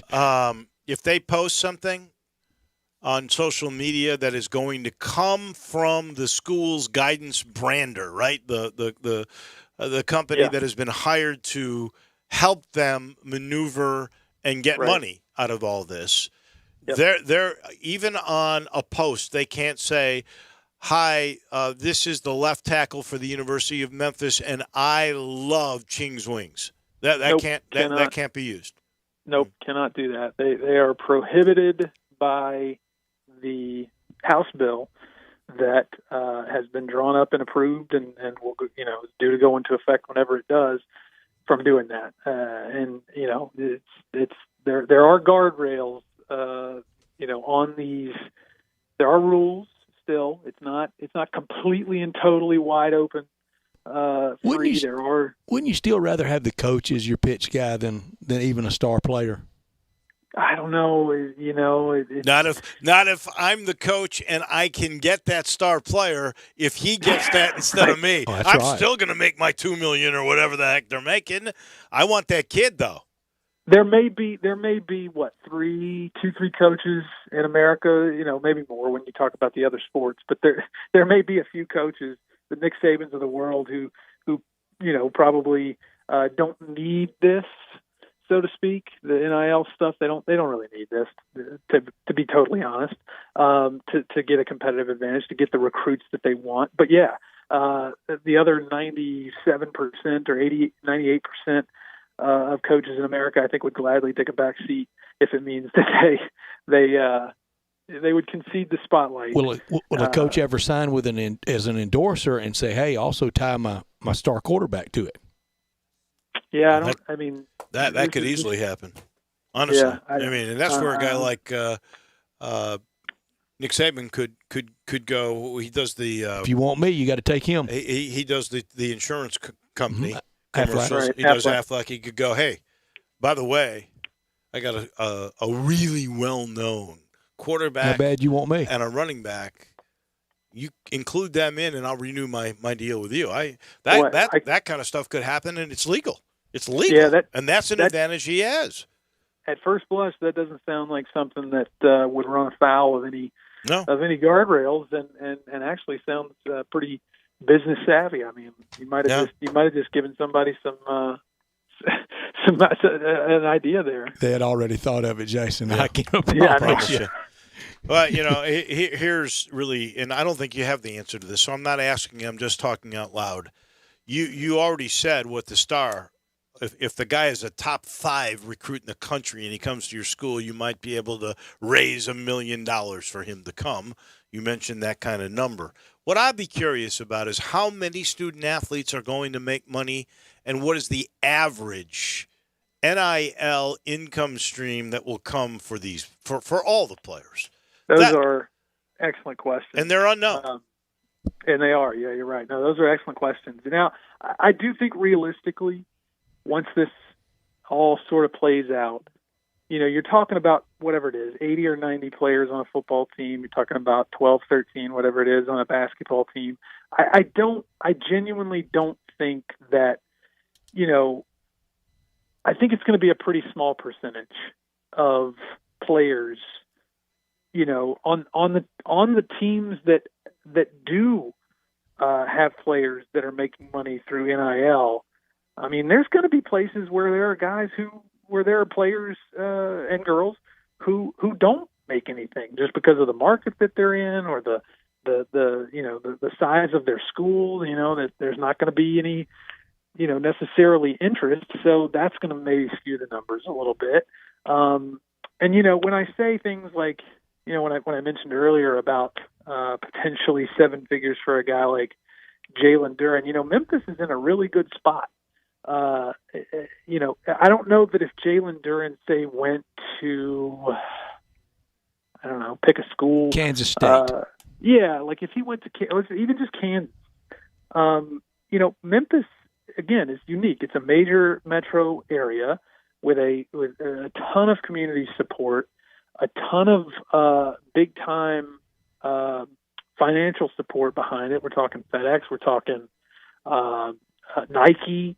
And a number of other big time partners like that. I mean, again, that's an advantage that I think a lot of places in the country, a lot of schools in the country don't have. Now there are those that do, but I think the majority of schools don't have that sort of thing. What is it? Arkansas has is it Tyson Foods? They have Walmart, they have Tyson, they have the trucking companies, J.B. Hunt, but all those places do business in other states too. They do. Yeah. So, it's obviously, places like Memphis have a leg up on, say, and I don't want to single out a school, but some of the smaller schools. I agree. I think the fact is, and we've mentioned this before, the fact is, even if you're a non-Power 5, but you're in a major market, and more is better. Like Georgia Tech might have an advantage over some of the ACC schools. Memphis might have over some of the smaller Power 5 schools that are in really tiny SMU. markets. And we know they got money. They got plenty of money. We never got to schedule. We never got to staff. So you know what, Jason? We're going to have you back here in the next week or two. I'm all for it. Okay. All for it. Thank you, Jason. Thank you. Great stuff. Stuff. No NIL from us, though, for you. I'm just letting you know. Okay. All right. Sounds good. Thank you, Jason. Thank you. That is our man from the Commercial Appeal, Jason Munz. Love talking to him. Love reading him every single day. This hour of our program is brought to you by Homer Skelton Hyundai, and Genesis of Olive Branch. Right there at Highway 78, Lamar, and Craft Road, first exit in Mississippi. Turn left, you go see Chris True and the gang. Here's the gang that's been together 13 or 14 years. They know their product. They know each other. They know the financing. And their whole goal is, they feel kind of blessed because they had this great product. Between the safety and technology that is in Hyundai, safest car in the world, and then the luxury that you get with Genesis, you're getting as good a product as there is when it comes to automotive engineering. That's the truth. And these cars will last forever. Every car gets a 10-year, 100,000-mile limited powertrain warranty. But then there is their service. They got the product. They give you that service. That's part of what Chris True's philosophy has been, and that's why you get a 3 or 36,000-mile maintenance package on every car. He's going to take care of you. That's why you need to go see them at Homer Skelton Hyundai and Genesis of Olive Branch. We pause for just a minute. When we come back, our man on baseball, college and pro. That would be the one and only Tim Doolin. He's next. Broadcasting from the Family Leisure Studio. We are Sports 56, 98.5, and 96.1. It's on at Gossett Kia on Covington Pike with the Trade Up to a Kia sales event. And we can put you in a new Kia today for less than $5 a day. 2021 Kia Forte, $129 a month. 2021 Kia Soul, $137 a month. Both 36-month leases, $39.79 due at signing. And Built in America 2021 K5, $169 a month. $29.99 due at signing, 36-month lease. And get peace of mind with Kia's 10-year, 100,000-mile powertrain limited warranty. Trade up to your Kia today at Gossett Kia, 1900 Covington Pike, or shop 24/7 at KiaCovingtonPike.com. Ask for Bobby J. He'll put you in a new Kia today. If you want it, we got it at Gossett Motor Cars. All 36-month leases, 0 security deposit, $650 acquisition fee, 10,000 miles per year, 20 cents excess mileage. Forte ME 3716, MSRP 20,930. Sold M7 144,946, MSRP 20,515. K5 MGO 21674, MSRP 26,170. Includes all manufacturer rebates and incentives. PF 695 excludes tax title and license. With approved credit warranty is a limited powertrain warranty. See dealer for complete details. Offers valid through 6/30/2021. Dealer stock only. As physicians, we know that what we do now will affect the future for us all. The COVID-19 vaccine is now available. It's safe and very effective, and it's a great defense against coronavirus. But we still need to continue to mask up, socially distance, and get tested. Getting vaccinated will help us all get back to some semblance of normalcy. Let's get vaccinated and tell your friends and family to do the same. Memphis and Shelby County, get vaccinated. It's our best shot.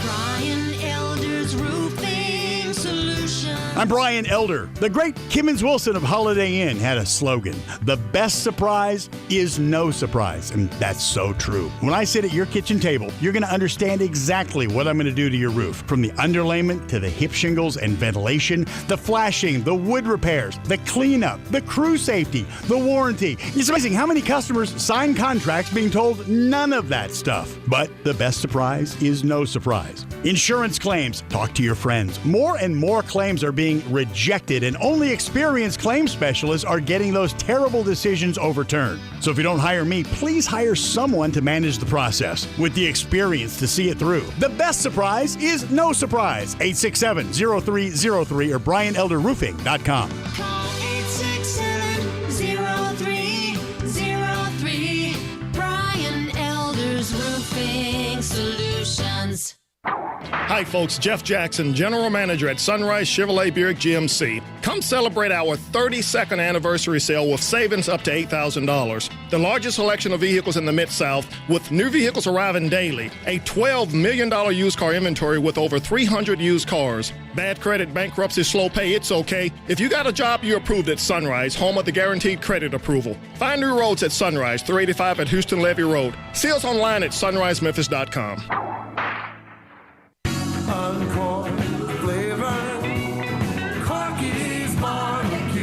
Corky's is your home for authentic Memphis barbecue. Our dining rooms are open, or stop by our speedy drive-thru. Order your party packs today, starting at only $5.99 per person. Now, more of Sports Time on Sports 56 with Wallo and Stats. This hour of Sports Time is brought to you by Homer Skelton Hyundai. Here once again are Dave Lotion and Brad Norsworthy. My world was strapped against my back. Man, we got all kinds of things going on today. We mentioned golf. I'm going to pull for Russell Henley. Is that okay in this Hartford thing? Very loud. And I'll tell you why. Didn't end well last week. It did not well and well at all for him, and I felt bad for him. I really did, and I think he's a nice guy, and I think he's a really good player, and it shows you that if you can come back from disaster when you had a chance to win a major like that, and come back and really put it together. You know, I've got to go for him. This guy Hickok is leading the. He's 2 under today through 13. He's 9 under for the tournament. He could run away. Bubba Watson, who always plays great there, is 8 under. A guy I buried yesterday, Jason Day, shot 7 under through 15 holes. They are going low in Hartford. And then Russell Henley, who finished 4 under today, 7 for the tournament. Love to see him come back and do something. Justin Rose, who, by the way, I also buried yesterday, 7 under today. 71. It's either somebody texted us on the text line and gave us the par for TPC Highlands, River Highlands. It's 70. It's 70. Okay. So if they're going, if he's 7 under, we're talking 63. Jason Day's got 3 holes to go, and he's at 63 now. So if he were to get eagle birdie, 59, baby. There you go. You can do that at that crazy golf course. Been you really done. can. Yeah. Anyway, we'll let you know about that at the College World Series. Vanderbilt now with a 3 2-1 lead. So the SEC still doing pretty darn well in that department. They are in the bottom of the 7th. And NC State, though, with nobody out and 2 on, threatening. 3-1. Vandy on top of NC State. NC State has not lost a game, right? They have not. Yeah, okay. Texas and Mississippi State a little bit later. Tim Doolin, our baseball man, joins us now. And I think this wild day in World Omaha. Series has been COVID, lived up to everything. contact tracing, baseball, wild day, Tim. Well, I tell you what, it's unfortunate that we're not able to get through the College World Series without it raising its ugly head again. But I mean, we talked off the air about the fact that NC State is that team that just could be destined, and what a story that is. It'd be unbelievable if they were to push across 3 runs here and beat Vandy with 16 players that are not able to play today. Right. But what a great story. I mean, the College World Series. I mean, what great games we've had over the last 3 or 4 days. I mean, great pitching, unbelievable comebacks from Vandy to Mississippi State to all the teams. It's just been a really fun, as it always is, a fun College World Series to watch. The local product, Terrell, is it Terrell or Terrell? Terrell.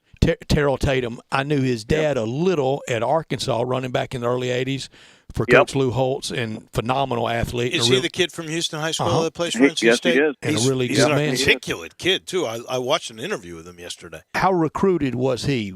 Were you in? Did you know him as a youngster Yeah, during recruitment? no, I did. And his older brother, I gave a ton of lessons to. He actually went to Arkansas and then didn't. I think he played a year, but yeah, I mean, you got Terrell Tatum, you got a kid named Evan Russell who was just up the street, right outside of Jackson, Tennessee, that played for Tennessee and in the College World Series, and you got Hugh Fisher at Vanderbilt that went to Briarcrest. So we really got 3 local guys in the College World Series, which is just another testament of how good baseball is in the Mid-South. Were they recruited by Rock? I was just going to say, how did a guy like Tatum? I don't know that they weren't. But obviously, those are the type of players that you would think that you could go get, because I know none of the SEC schools were just had made big offers with Terrell or with Evan Russell. I mean, I was kind of in the middle of helping Evan Russell through that process. And here's a guy that's one of those guys that kind of a throwback player, just played 4 positions.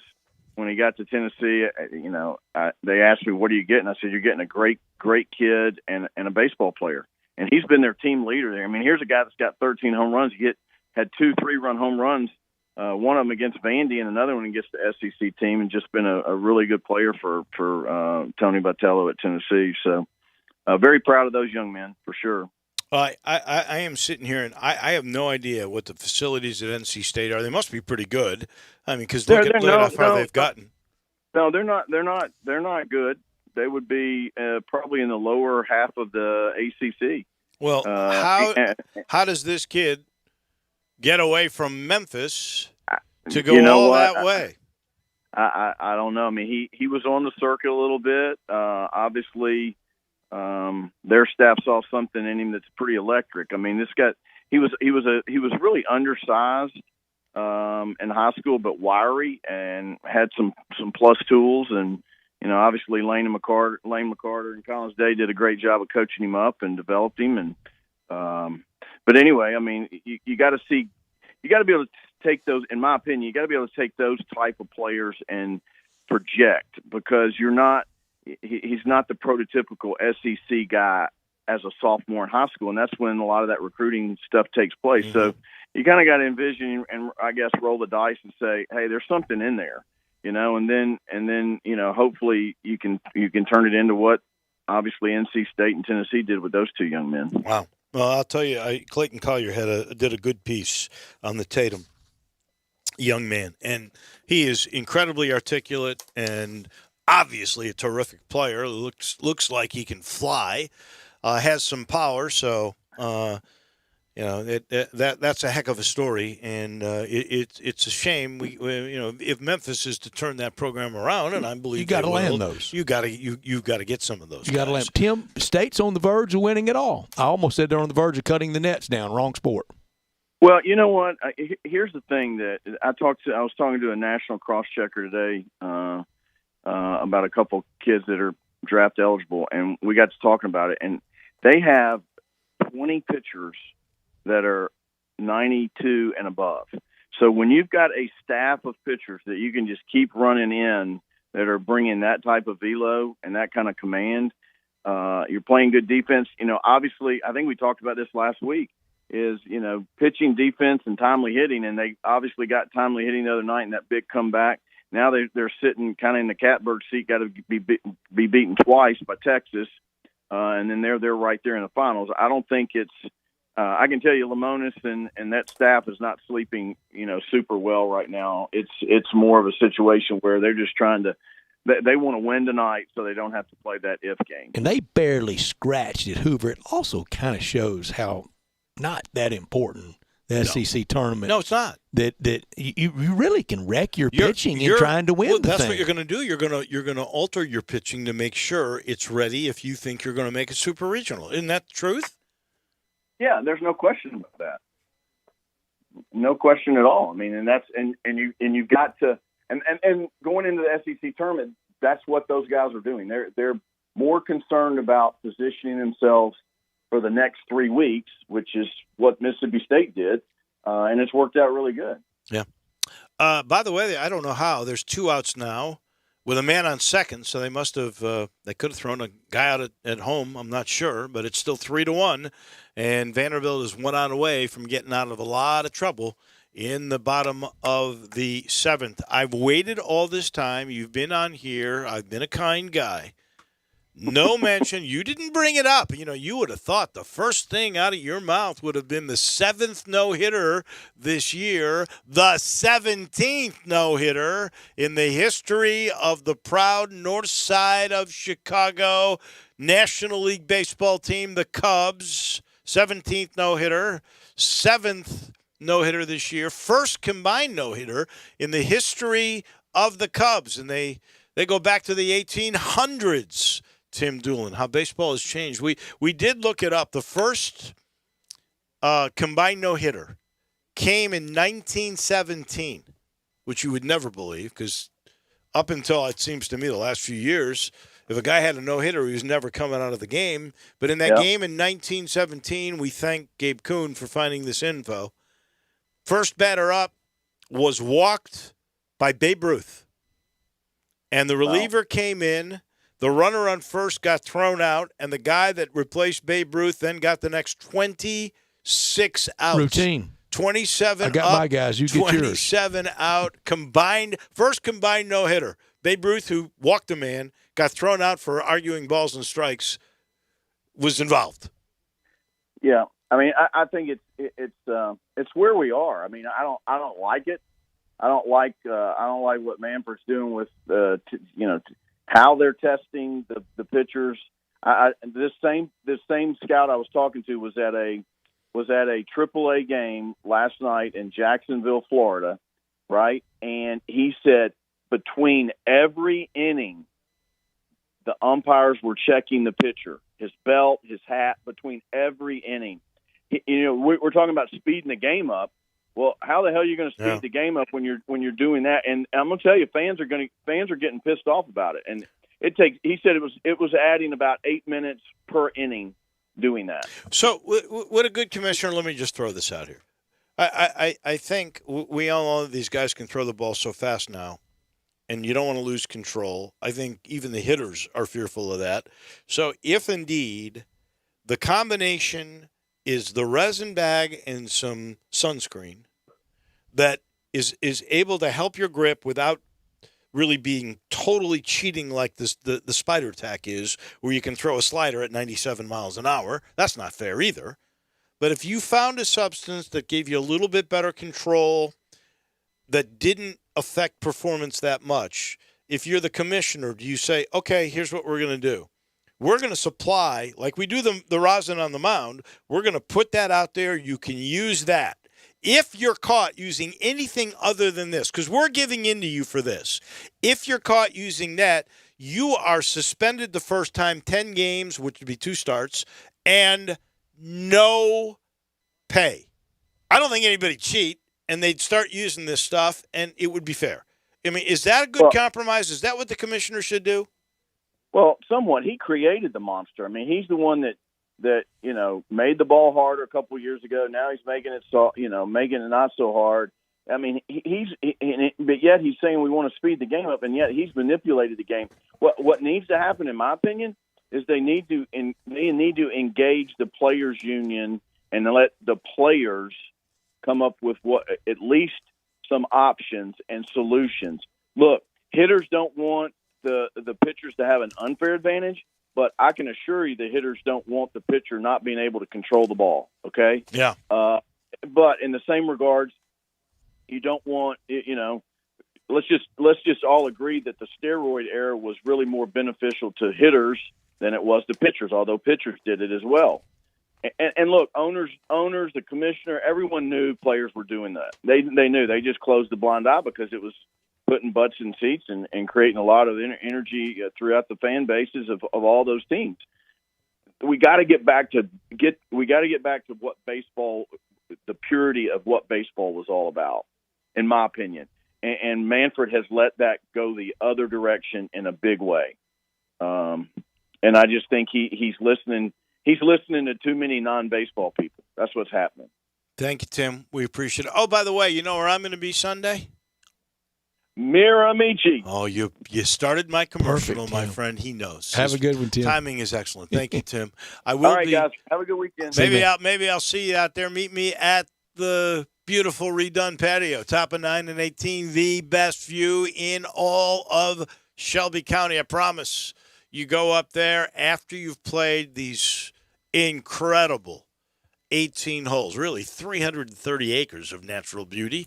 Golf Week last year said best courses you can play state by state. Guess which was prominently mentioned in the state of Tennessee category? That was Miramichi. It can be 7,400 yards if you are a young, long hitter with a flat belly.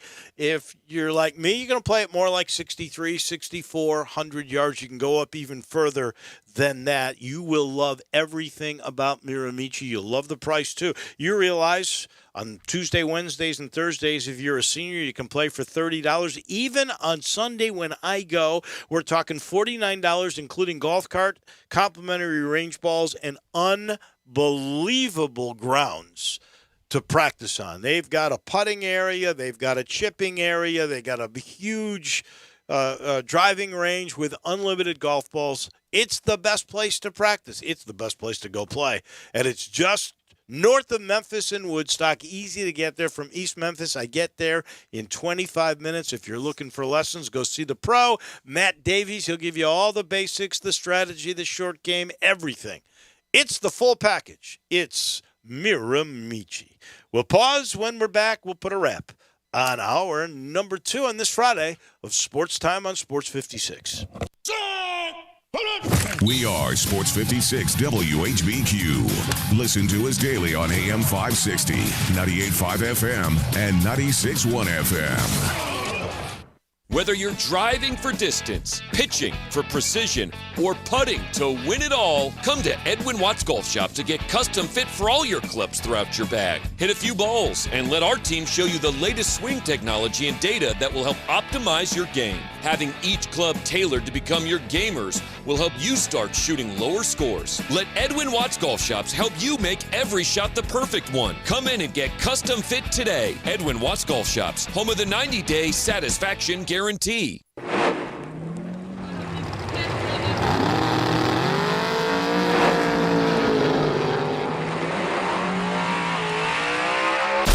Swerving, speeding, and reckless driving can leave you in your own dust. Drag racing has its consequences. You can lose your driving privileges, your vehicle, face jail time, or even lose or take a life. So slow down, Memphis. The life you save may be your own. Brought to you by the Memphis Police Department, Traffic Operations. Choose your ride during the 4th of July sales event on now at Gossett Chrysler Jeep Dodge Ram Fiat on the Pike. Indulge yourself in 2021 Chrysler 300 Touring, $419 a month. Get performance and power like no other with 2021 Dodge Challenger XST, $447 a month. Plus rugged 2021 Ram 1500 Tradesman Quad Cab, $479 a month. And 2021 Fiat 500X Pop all-wheel drive gets 30 MPG Highway, $25,680 or $349 a month. So drive past the rest and come to the best, or shop online at GossettMotorCars.net. If you want it, we got it at Gossett Motor Cars. Almost finance through Chrysler, 75 months at 3.99 APR, 3,500 down, pop, MP 889607, MSRP 28680, 300, MH 566859, MSRP 34115, Challenger MH 586605, MSRP 33130, 1500, MS 548140, MSRP 36425, includes all rebates and incentives, PF 695, excludes tax title and license. See dealer for complete details. Offer valid through 6/30/21 with approved credit, dealer stock only. You've heard of James Gaddis Jewelers, but have you heard what they've done lately? Everything! A tremendous selection of diamonds and jewels, gold, silver, and much more. Lots of watches, tons of custom-made jewelry, fine gemstones, bracelets, necklaces, so many choices. Romantics will love the one-of-a-kind estate and vintage jewelry. James Gaddis has experts to help you with wedding and engagement rings, plus 2 repair experts for fine watches and jewelry. Layaway and financing available. James Gaddis Jewelers at 4900 Poplar.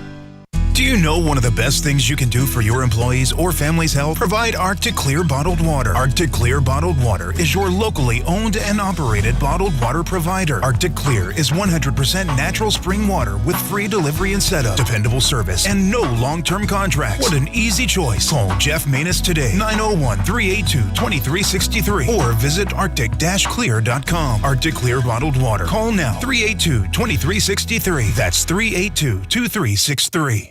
Now, more of Sports Time on Sports 56 with Wolo and Stats. This hour of Sports Time is brought to you by Homer Skelton Hyundai. Here once again are Dave Woloshin and Brad Norsworthy. This situation wrecks me. I can't stand the way you do. Welcome back in.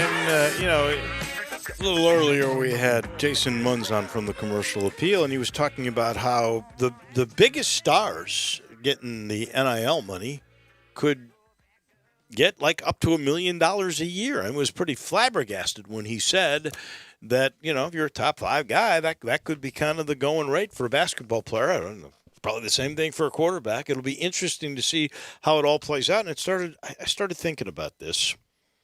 And now you guys and Gabe, you were a teammate of Brady White's. I think you corresponded, or was he after you? He was after me. Okay. But I think Brady White, in retrospect, it's easy to say that. 2020 is always hindsight. But Brady White might have made a mistake, Brett Norsworthy, in deciding to leave. And I'll tell you why. He went to the Titans minicamp, and that was going to be tough. I don't think they were encouraging about him just staying and being property of the Titans, because he then paid to be in this spring league. Now, he could afford it, but he went and paid to play in a spring league. So let me just revisit this. Because of COVID, he could have come back for another year. Had he come back for another year, he could have, on the University of Memphis, completed his doctorate. He could have gotten a doctorate that was totally paid for by the University of Memphis. He already owns all the records for passing in school. Would have shattered them, or they would have been unapproachable in the future. They would never have been broken. These would have been unbreakable records, because he would have had this extra year, and he's going to get another 3,000 to 4,000 yards in this offense he knows. And he could have gotten, let's just say he got $250,000. 100,000. He's paying the spring league, right? He could have come back, broken all the records, got his doctorate paid for, made more business connections than he would sitting out now, because you're getting to be really even more involved with the marketplace with these new rules, and made cash instead of paying cash. Gabe, did Brady make the right decision or wrong? Oh, gosh. I mean, I understand the points that Dave is trying to make. But there's a time where if you're a sixth-year, seventh-year senior, you just have to move on sometimes, and you don't know behind the scenes. I hadn't been a college football player. It was just time to move on. Yeah, and you don't know behind the scenes. Obviously, he wanted to do the NFL thing, but you don't know behind the scenes what type of job offers he has on the table, everything like that. But sometimes people just get tired of being in the same place and they want to move on with their lives. They know college don't last forever. But I completely understand the point you're trying to make, Dave. I completely get it. Renal kidney failure had it. But I will say that if indeed the NIL money is what we think it might be, he's not going to get more his first year of whatever this new job is going to be, and he can start that the year after. And you get your doctorate, which leads you to more opportunities. Y'all know we're going to have some disaster stories. It's human nature. You're going to have some fall through the cracks. Go ahead, finish your thought on that. But I was going to say, only the right decision is what Brady White thinks is the right decision. That's all I was going to leave it at. That's true. I'm just a guy who really likes Brady and his family. I mean, all that I just said is pretty logical. And it's, again, in retrospect, because he wanted to go try for the NFL. And he did. It just, at this point, it has not worked out, unfortunately.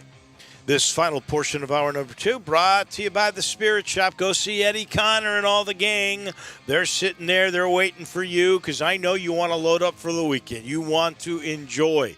There'll be lots of stuff to watch. College World Series. There'll be golf. They're going to go really low at the Travelers in Hartford. That's going to be fun to watch. Major League Baseball all over the place in the NBA playoffs. Nothing better than maybe even drinking some of the new Poppy's pills that I'll tell you about next hour. Or, because, they have all the beers. They have got all the premium spirits from bourbon to vodka to tequila. They have the lower range. They have the upper incredible range. Same thing with wines. Anything you need, centrally located, right in the heart of East Memphis. Poplar and St. Nick, 4646 Poplar. You've passed by us, that little log cabin down from Clark Tower. You'll love the family. You'll love all the product that is in there. You'll be amazed at how much they have in that space. And if you want to get educated about any kind of spirit, just ask anybody in there. They'll take the time and tell you all about it. The Spirit Shop at Poplar and St. Nick. To Chicago we go momentarily. Andy Schiffman, our agent on the NBA. He comes your way in a second.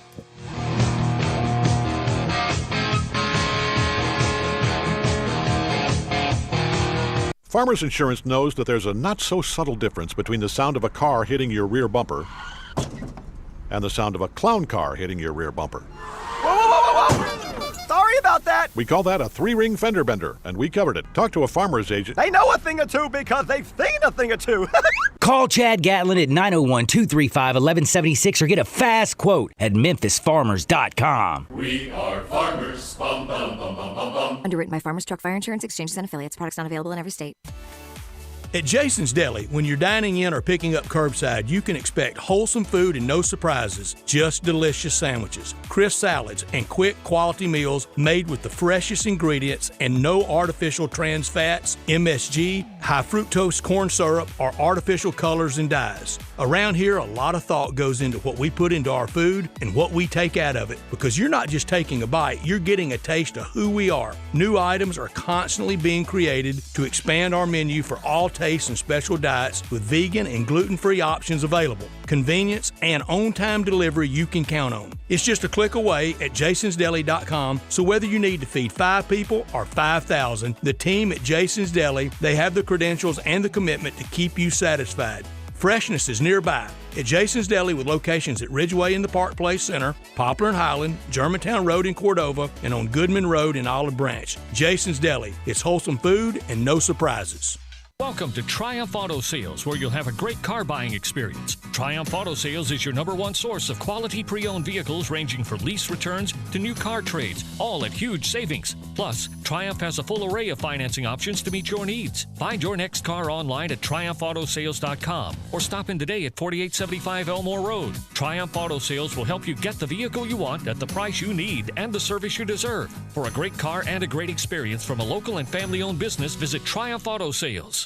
As physicians, we know that what we do now will affect the future for us all. The COVID-19 vaccine is now available.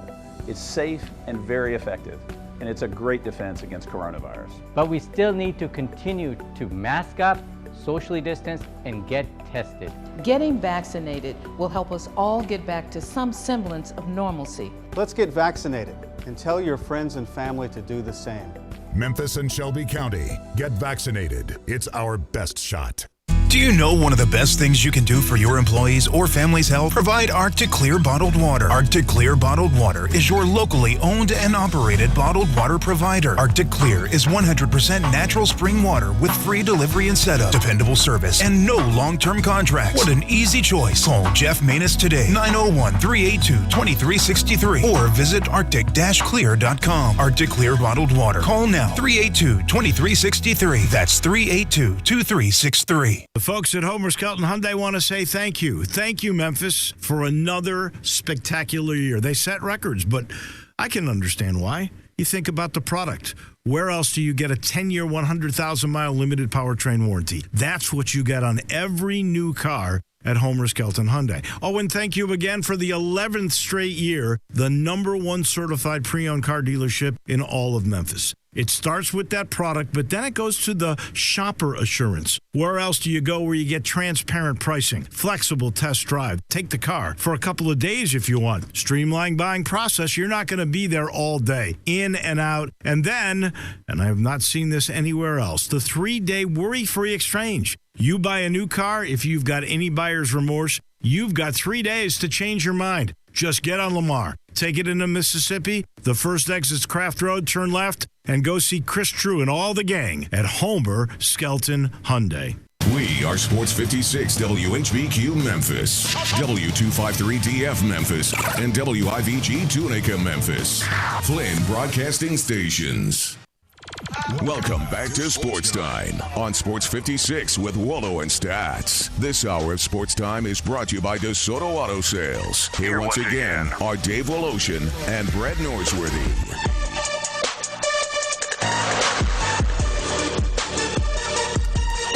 We welcome you in third and final hour of a busy week. It's always brought to you this hour every day by DeSoto Auto Sales on Goodman Road at 5704 Goodman Road. Visit their website, DeSotoAutosales.com. Check out the beautiful cars. Look at the many happy, pleased, repeat business customers and the referrals that they have at DeSotoAutosales.com. They know we live in a world today that time matters. They want to keep it simple for that reason. They care about your time. They want you to enjoy the ultimate car experience, and they will do it. You walk in within 45 minutes, find the car you want, credit approved, paperwork completed, and you're out of there. In so many cars, all the cars test driven, all the cars checked out bumper to bumper, unlimited inventory. That's hard to say in the car business these days, but they have it at DeSoto Auto Sales. And if by chance they don't have it, they'll find it for you in a timely manner. No shortcuts taken. You're treated like family by kind, courteous employees, laid back atmosphere, down home environment. And again, they will give you that ultimate car experience. Keep it simple. And visit them online at DeSotoAutosales.com, or better yet, get down to 5704 Goodman Road, 662-890-7184. Come on down to DeSoto County for that town and country experience at DeSoto Auto Sales. I saw today, this is from Brody Miller at Twitter, that 3 more women have come forward in an amended Title IX lawsuit against LSU in regard to the university's mishandling of sexual misconduct allegations. The complaint also adds that LSU coach Ed Orgeron as a defendant for failing to report a rape allegation properly.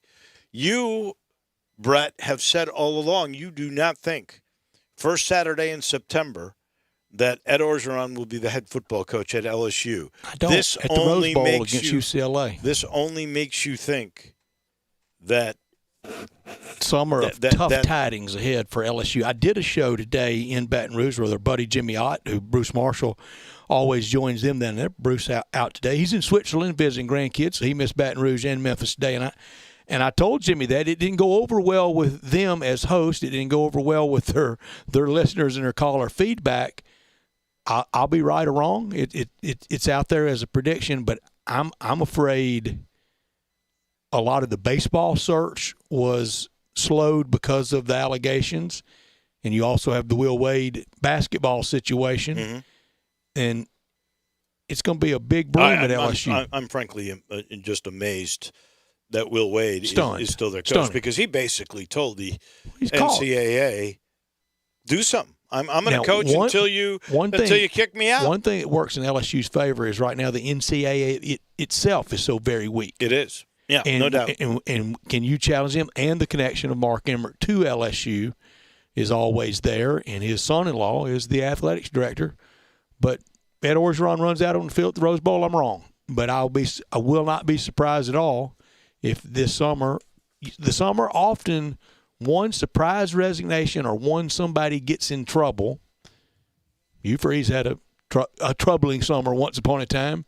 It happens, and I think LSU it's going to happen for this year. Well, this newest thing is just if it doesn't, they're loaded. They're going to be really good. There keeps getting to be more fuel to the fire. Mm-hmm. I think it doesn't matter who their coach is going to be. They're still going to be pretty good. They got a lot of talent there, and Ed Orgeron. Frankly, in my mind, I know he did a heck of a job that championship year. He got a lot of offensive help. Everything. Ohio State gave him Joe Burrow. They gave him the Heisman Trophy winner. If there is a guy on the staff that could be replaced, and they certainly will have the wherewithal to find the right guy, he's the one that could be replaced. I don't think that would be, the most difficult thing His national championship feels a little bit like Larry Coker's at Miami. A lot of people could have won that one. I agree. I got to tell you about a brand new product. I mentioned this yesterday. My man, Gabe Kuhn's already tried it. It's called Poppy's Pills, just what the doctor ordered. It's a Pilsner. It is the newest Grind City release. So good, it's already not just at the Uptown Brewery. It's already in liquor stores. It's already in Kroger. Sometimes you come across a beer so smooth and crushable, it cures what ails you. Take two of these and we guarantee you'll be calling for more. It's Poppy's Pills, P-I-L-S. That's really for Pilsner. It is a beer for the lighter beer drinkers. It's perfect for grill outs. It's wonderful at the beach. It's great for after golf when you're really thirsty, but you don't want to be bogged down. Light and only 4% alcohol content. The great thing is this is going to become the newest anchor for this brewery, I promise you. 6 years in the making. The guys that formulated this, they were thinking about it for 6 years. They were learning the art as they kept perfecting it, and now they've got this Pilsner. It is going to knock your socks off. You're going to love it, I promise. Remember, Poppy's Pills, just what the doctor ordered from Grind City Brewing. Andy Schiffman on the NBA coming up momentarily. Boy, Scottie Pippen and Kevin Durant going at it. What are they upset about? I saw the headline of that. I really didn't both of them stay upset at something? And hadn't Scottie Pippen kind of run hot for a long time? I mean, I know the documentary last summer did not make him come off flattering. No, I don't think Scottie ever felt. I talked to one of his former agents, Brian Parker. If you listen to Brian Parker, Michael Jordan would never have been Michael Jordan if it weren't for Scottie Pippen. And I don't out of hand reject that. I don't either. I think Michael Jordan's greatness was certainly enhanced by the abilities of Scottie. And Scottie was a great defensive player. He usually took on the best offensive player from the perimeter that the other team had. Unfortunately, the star of that team was Michael. And because of that, Scotty didn't get his due. I think he's got a chip on his shoulder that will never, ever go away, even with all of... They weren't even Lennon and McCartney. They weren't even that comparable. No, not in the eyes of most people. He was just a bit player by some. He was more of a bit player. The guy was one of the, Lennon he was to one of the George top Harrison 50. either. He played on the Dream Team. It's not like he was chopped liver.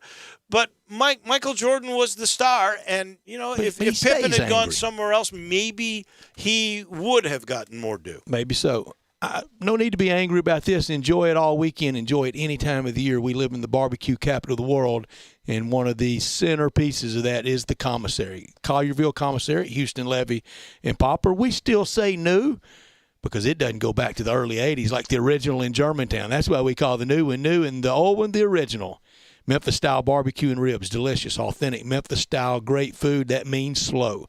Start that barbecue feast with the appetizers like the cheese plate or the barbecue nachos where they were originated in the early 80s. Smoked chicken wings, just terrific, and the tamales. Tamales so good, dressed with chili, cheese, fresh onions, so very good. You can make that your entree.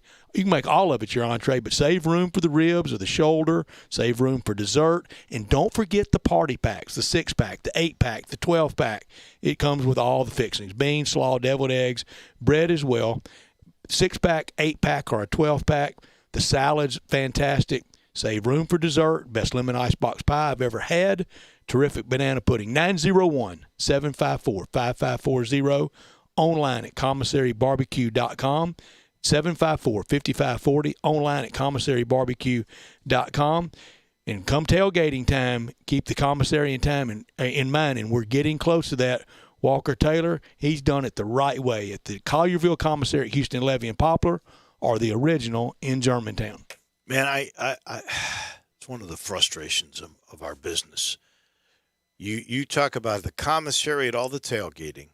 I never get to participate. You're doing the pregame show. I'm in the middle of tailgating. That's got to be like the hardest thing. That is like I've told you my standard answer. When somebody comes by and go, you get to do this every week, I go, no, just 7 times a year. But you're amongst that scenery. Real good. And you can't really move around too much because you're tethered to a microphone and all that food, and you can't eat it.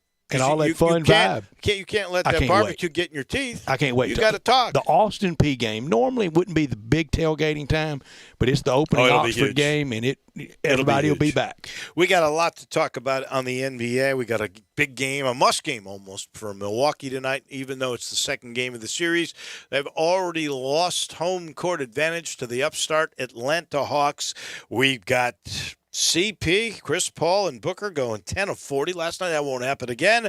But the Clips, can they be the first team ever to find themselves in a 2-0 hole and come back 3 times in a row? These are some of the questions that we will ask our agent from Chicago. That is Andy Schiffman. But let's start with this. How crazy are they in the Windy City today? After what those Cubs did in Los Angeles, to no-hit with 4 different pitchers. No-hit the defending champions. What a game. Oh, it was unbelievable. Even I stayed up late after the Clippers-Suns game last night to catch the end of that, and I actually got to go to the game Tuesday night against Cleveland when they won 7-1. And they're rolling here. They're looking good. They're looking good. Look, in baseball, any baseball team, right? You're going to live and die with your pitching, and the Cubs have that. No, their bullpen. I mean, really, that's what you got to start to think about is their bullpen. Who comes out of the bullpen for the Milwaukee Bucks tonight? Yeah. Well, I'm heading to that game right now. Oh, are you? It'll be very. Yep. I got a few guys on the Atlanta Hawks, one of whom is Kevin Herter, who's having a terrific playoff series. But I'll tell you, I love watching the Hawks play. I love watching the Bucks play. Just the matchup of Titans between Trae Young and Chris Middleton, and Giannis, of course, Drew Holiday. It's exciting to watch, and specifically the other night, watching the back and forth between Trae Young and Drew Holiday. When Drew's locking Trae up on 1 or 2 possessions, and then you come right back down and Trae's putting the moves on Drew, scoring off of screens, leaving him in the dust. It's if you're a basketball fan, there's nothing better to watch. It'll be really interesting how the Bucks bounce back.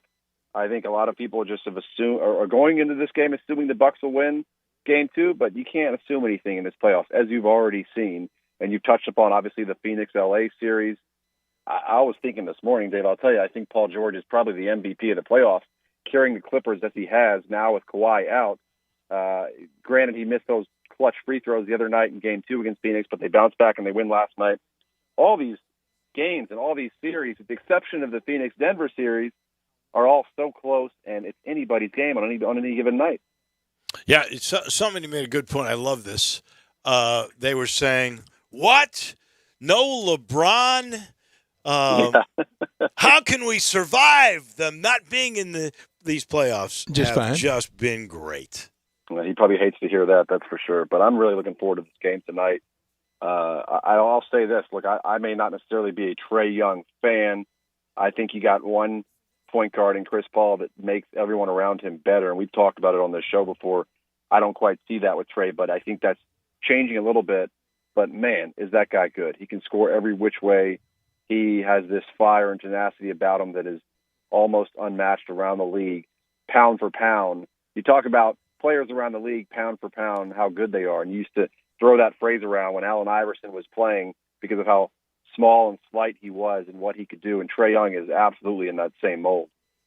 Is that series over? I can't believe that it is. I think we will see Giannis and the Bucks come back because I think I look closely at those lineups, and I still think Milwaukee is really the better team. But Giannis has to be the superstar. That's why you're called one. You know, somebody who made this point, I can't remember, but somebody was saying, it might have been you, Brett, or Gabe, but Giannis is really good for 44 minutes. But the last 4 minutes, he tends to get nervous or fumbles the ball, makes some mistake, doesn't want to take the shot, misses a free throw.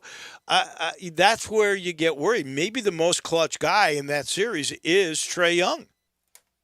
Well, absolutely. I honestly think it's Trae or Middleton. You got to, on the Hawks end, you have Trae Young, who's a player that thrives and is motivated by the hatred the fans rain down on him in these games. You saw that against New York and Philadelphia. But I think Chris Middleton is the most stable player the Bucks have as of late. Giannis obviously had a big game the other night, but just to your point, down the stretch, he gets double-teamed. He gets stuck in no man's land. You have Pat Connaughton, when the Bucks are down one, airballing a three with seconds left in the clock. You have to be able to have a go-to play knowing that when you do face a double team, when they're going to shade you defensively to try and keep you from catching the ball, you have too many weapons on the Bucks team, right? Between Drew Holiday, between Chris Middleton, between Giannis. And, you got 5 defenders. They all can't focus on all 3 of you at one time. You have to be able to find a way to execute. And it's unfortunate for Milwaukee that there's been too many games in the playoffs in general that Giannis has not. But you look up and look at what Milwaukee has already overcome. Granted, injuries helped them out against the Nets, but they're here in the Eastern Conference Finals against a very hot Atlanta team. But I don't believe at all the series is over. I think it's going to go. I think it's going to go at least 6 games. But what do I know? I also said the Denver-Phoenix series is going to go 7 games, and look what happened there. I've asked this of a couple of NBA analysts this week. We sure want to get your opinion on it. Who's the sickest team out there that's eliminated, the one that's just going to grind their gears all summer? Oh, I think it's Brooklyn for sure. That's been the consensus. Yeah. I know, and I think, and I talked to our guy Joe Harris and some of the people in the front office in Brooklyn, and it's funny. So here in Chicago this week, Brett, the NBA Combine's going on, and I know a lot of these people pretty well on the team side. And the other night for Game 1, Wednesday night, I was going to go grab some food at a nearby place, and I invited one of my good friends who works for the Nets. And granted, this was still days after their series ended. He said, I will get sick watching that game. You go have fun. I can't watch it. So absolutely. I think that's because as an organization, they will never know how far they could have gone this year because injuries, obviously to James Harden, obviously the one against Milwaukee to Kyrie in Game 2, injuries, or not Game 2, I think it was in Game 3, just there at the end of the first half, really took them out of contention once that happened. And Durant, one of the absolute league's and world's best basketball players, but you can only go so far when you're facing a matchup like Milwaukee and when you do have a hobbled, not 100% James Harden.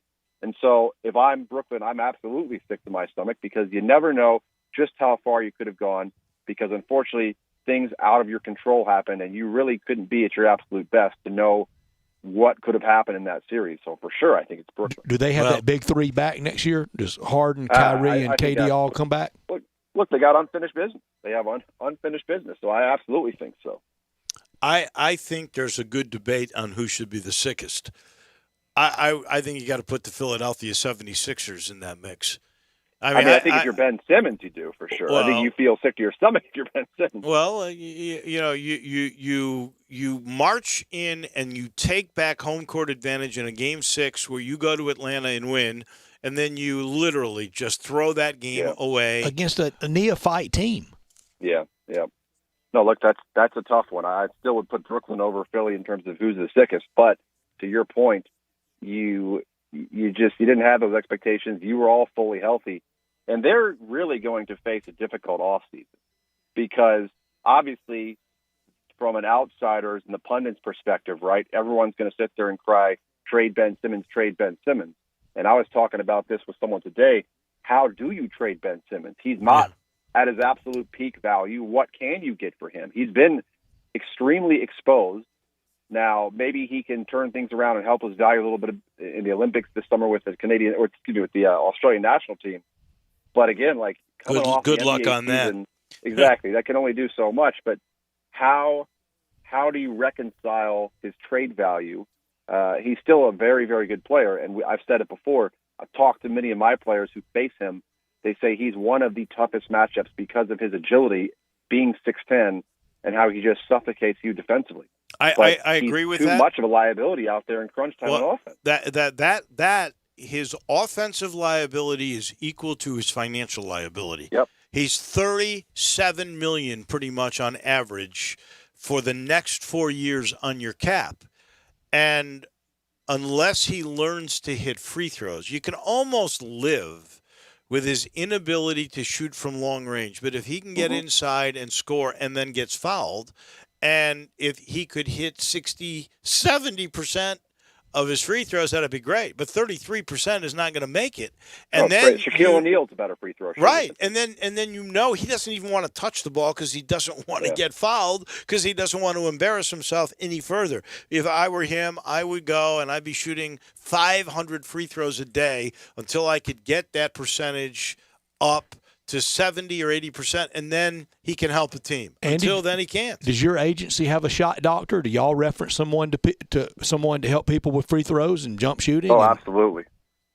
We do that every summer with a number of our players that really want to focus on certain parts of their game.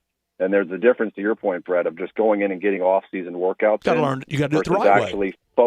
Focusing in on specializing in something and working with a specialist and really honing in on one particular aspect of your game. And so 100%, I can guarantee you right now, Ben is not even thinking about basketball or touching a basketball. He might be thinking about it, but he's definitely not touching the basketball right now. And then the plan for him is to get in the gym with a free throw specialist. Find Kyle Macy somewhere on earth and have him teach him free throws. Well, what about Mark Price? Mark Price. I was going to say that kid from Georgia Tech. He's got a business with it. He came in. Yeah. Who did he help from the Grizzlies? He came in one time and the Grizzlies paid him. No, a lot of NBA teams employ or have relationships. Obviously, our agency does. We do that. We're doing that this summer with a number of players. Who's your guy? Who's your shooter? Your coach? Well, your free throw expert. Yeah, we actually have a guy on staff that is kind of the first point of contact for us. His name's Kyle McIlharney. He played at Notre Dame, played overseas for a number of years, and he's actually doing a great job. He worked with Gordon Hayward, and he's now working around the clock with our rookies. And I'll tell you, I don't want to put him too much on a pedestal, but we represent Herb Jones from Alabama, and the number one question going into the draft for Herb is his ability to shoot the ball. And I think that he's improved immensely just from working with our guy, Kyle. So I can see the proof is in the pudding, and I really see the work he does. So we rely a lot on Kyle. And then really beyond that, just different people we've worked with over a number of years, Mark Price being one of them. And so a lot of times players will call me and say, hey, I'm going to be in L.A. for the summer. Do you have anyone that can fly out here or work with me? I'm going to be in Miami for the summer. Do you have anyone that I can work with here?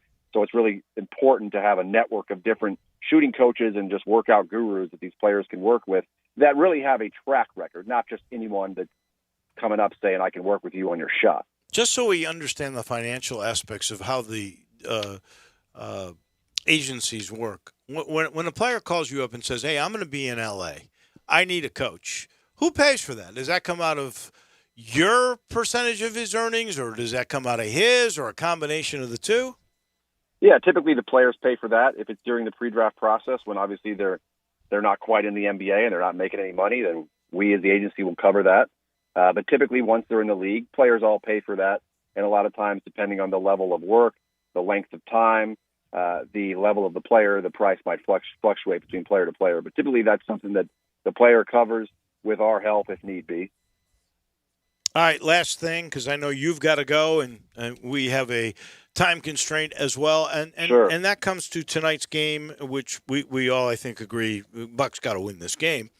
The controversy over Giannis and the amount of time it takes for him to shoot a free throw, now they've gone back and reviewed, and there were 3 or 4 times that he was past the 10-second limit. What will the league do? What should the league do about Giannis? Enforce it. And that. Well, it's usually I've timed it myself, Dave. I count 12 seconds. What should the league do? Absolutely, Brett. Enforce it. You cannot sit there and play favorites. And look, it's human nature. The refs absolutely do that. Not only with Giannis and the free throw, the amount of time it takes him to let the ball go for a free throw, but just with what's considered a flagrant 1 or a flagrant 2 or technical from player to player. And it's just, in my opinion, it's not right. This is a game that should be treated, everyone should be treated equally, not just given superstar favoritism because of your status. And so what should the league do? They should absolutely enforce it, because that's the only way a player like Giannis is going to adjust to fit within the constraints that and limitations that is allowed to him. And it's unfair to other players. Will they do that, all of a sudden change course now in the playoffs? I honestly don't think so. I think it's something that's going to be looked at just like you see some of these offensive some of these offensive plays where players like Trae Young and James Harden are trying to rip through to get a foul. That's changing for next season. And and we'll see that called or not called, rather, for lack of a better phrase.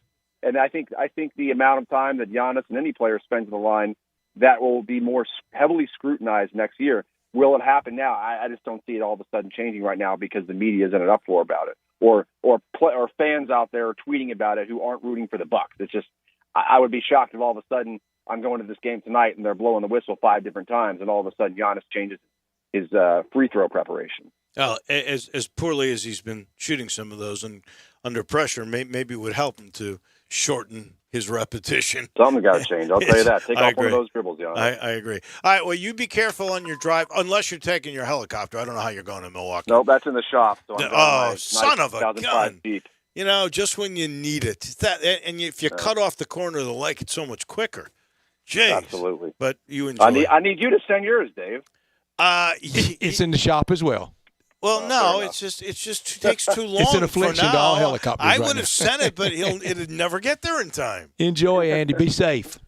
All right, thanks, guys. Have a good weekend. Talk to you next week, my friend. Thank you. That is our agent in Chicago on the NBA. That is Andy Schiffman. What's trending? Well, we'll let you know in just a minute. Stick around for the final half hour of Sports Time on Sports 56.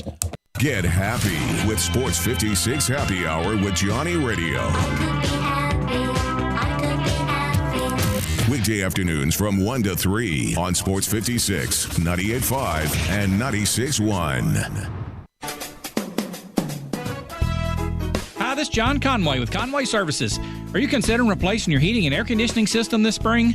Conway Services and Carrier have teamed up to make now the perfect time with Visa gift cards back from Carrier for up to $1,500 on select Carrier Infinity systems.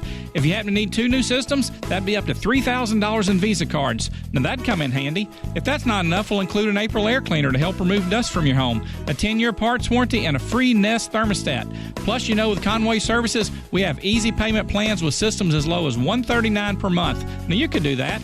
And with Conway Services, you'll be receiving our award-winning service every time. So call Conway Services, the Mid-South's premier heating, cooling, plumbing, and electric service company. And the first 30 callers with a 10-year-old air conditioning system will come out and inspect it absolutely free. Call 384-3511. Conway Services. Call Conway today. It's June and time for our anniversary sale here at Sunrise. Plenty of Buicks and GMCs in stock and coming. Don't see it on my lot? Reserve an incoming unit. Rates as low as 0%. Rebates up to $6,000. And over $11 million in used cars, late model, low mileage vehicles, certified cars, even vehicles under $10,000. We specialize in low payments and less than perfect credit. And check out the grand opening of our all-new truck corral. Over 75 trucks and SUVs in stock. If we don't have it, we'll find it for you. Memphis' only dedicated used truck dealership in the old Hummer building on Highway 64 in Bartlett. We make it fun to buy a car. Visit Frontier Western Store this summer to check out tons of new products. Frontier added so many new items in their women's boutique. There are daily arrivals with thousands of on-trend tops, jeans, and pants in stock at amazing prices. And guys, Frontier's your #1 Carhartt store. There's no one around with a larger selection of everyday fits and workwear. Wrangler and Ariat clothing also available. Frontier recently remodeled their entire store and expanded the world-famous boot showroom. Now there are even more dress and work boots in stock. After Ariat boots, then you've got to check out Frontier. There are over 1,000 pair of Ariat boots alone, and thousands more in other brands such as Dan Post, Corral, Durango, Rocky, and Twisted X. As if the selection isn't reason enough, there's Frontier's low prices. Frontier's pricing is lower than online and chain stores, so when you're ready for your next pair, you know right where to come. Frontier Western Store, 5880 Goodman Road in Olive Branch, and on the web at frontierwesternstore.com. Locally owned and operated since 1967.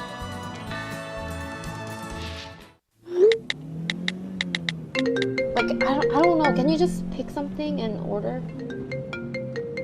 Yeah, but anyway, where are you at? You don't...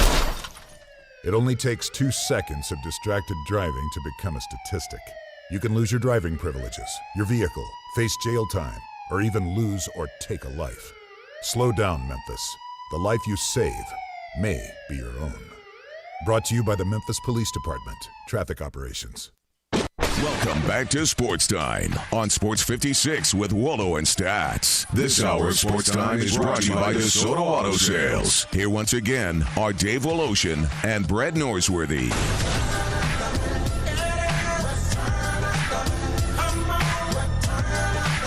Chris and True, our final half hour of the week, brought to you by Homer Skelton Hyundai in Olive Branch. And don't forget, the great, wonderful luxury cars known as Genesis. G70s, G80s, G90s. I've had a 70, I've had a 90. I know just how wonderful they are. They are the best luxury cars, most bang for your buck, more whistles and bells. I mean, they're really terrific automobiles at a really fair price.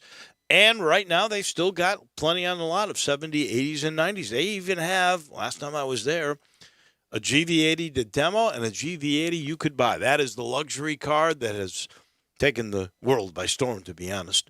And then there's the team. It's headed up by Vinny Gerard. He was brought in by Chris True. He's the general manager over both the Hyundais and the Genesis cars. But Vinny's a specialist.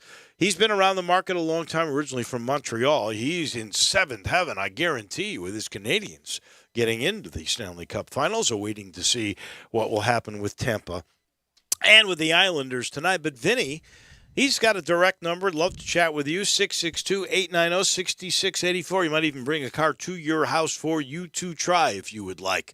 And you know how good these cars are. I talk about that technology and the safety part of them. Well, they're also durable. Every new car gets a 10-year, 100,000-mile limited powertrain warranty. And every car, this is Vinny Gerard, this is Chris True, this is their philosophy.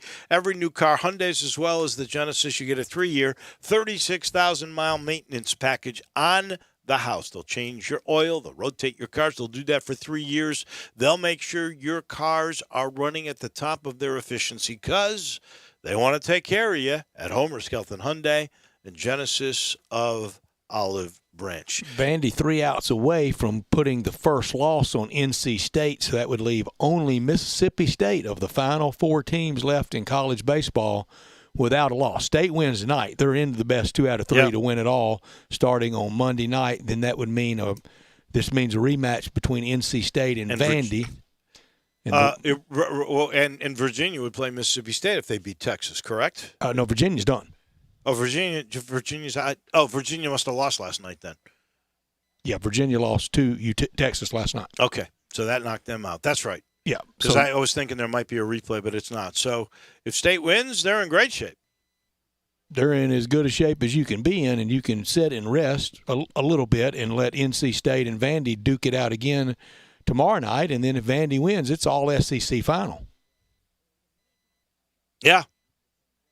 Wouldn't that be something? Well, to the shock of no one. No. To the shock of absolutely no one. And State would be going for a national championship. Made it to the women's Final Four, a great achievement. Made it to the men's Final Four in '96. Nobody thought they were. I don't think anybody thought they were a threat to win it all that year because Kentucky was so dominant. In fact, Mike DeCourcy says in all the years of covering college basketball, almost 40 for him, maybe more than 40.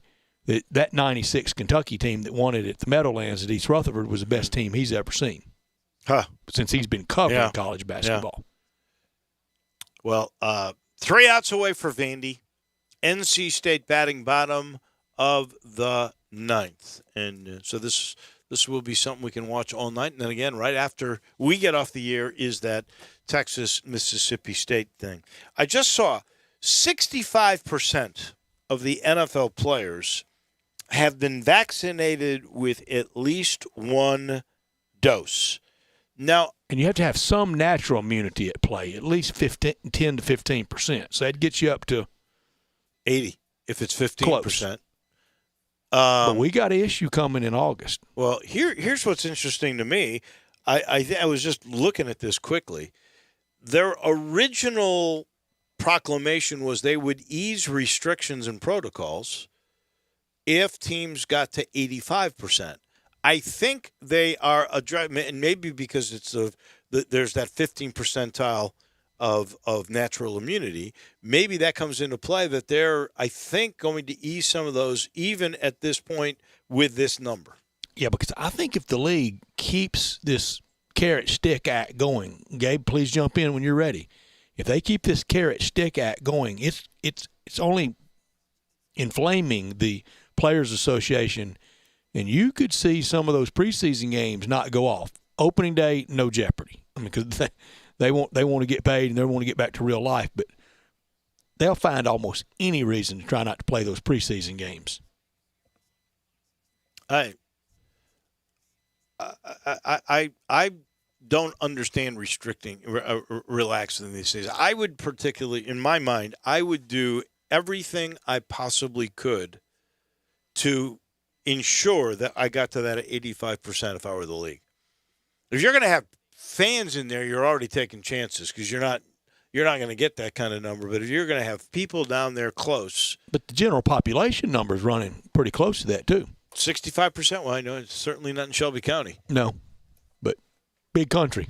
I saw today there was a story in some business section I was reading where New York banks are expecting their employees to come back to work, not being in the office, not just those that work like as tellers. I'm talking about. Oh, Jamie Dimon says you want to get paid, show up. Well, he's saying, I want you to show up by September. And he's saying, I want you to show up, and the only way you can show up is to show me your vaccination card. Show me your papers. Those banks are saying, we want you back to work, no more remote working, and you got to be vaccinated. And I mean, these guys are making so much money.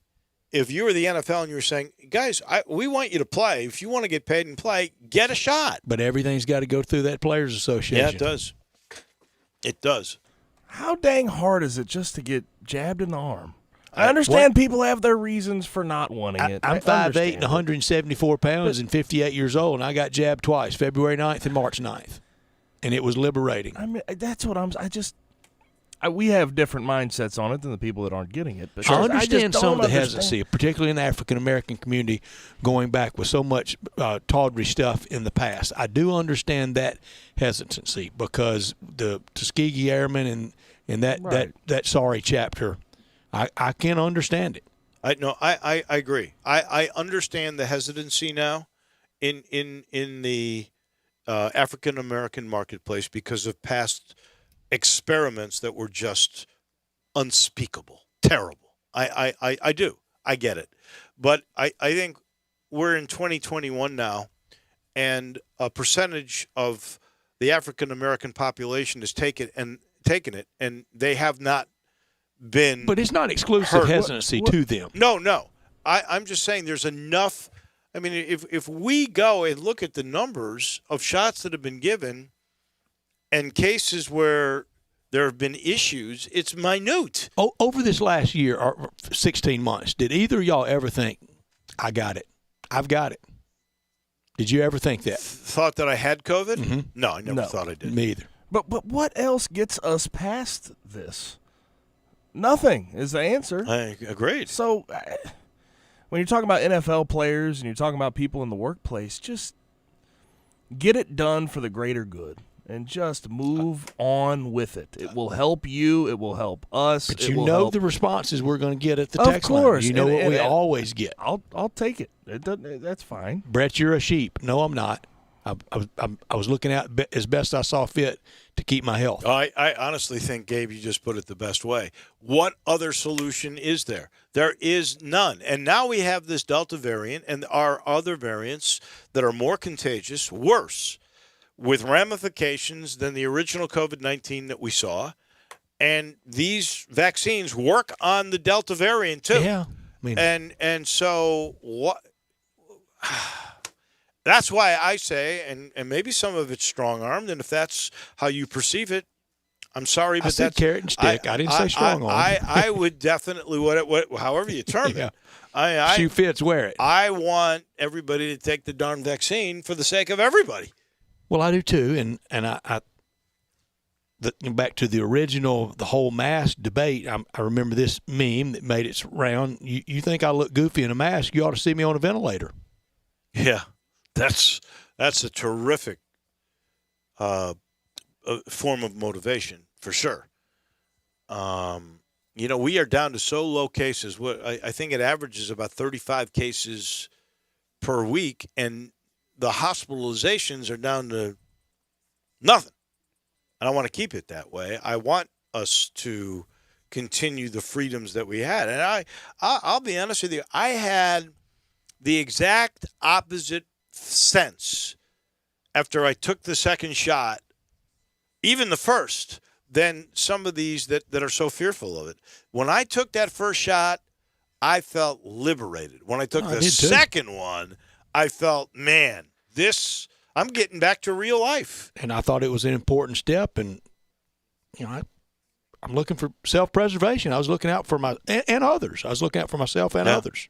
All right, who wins tonight? Giannis or Trae Young? I'm going to go Hawks 2-0. I'm going the other way.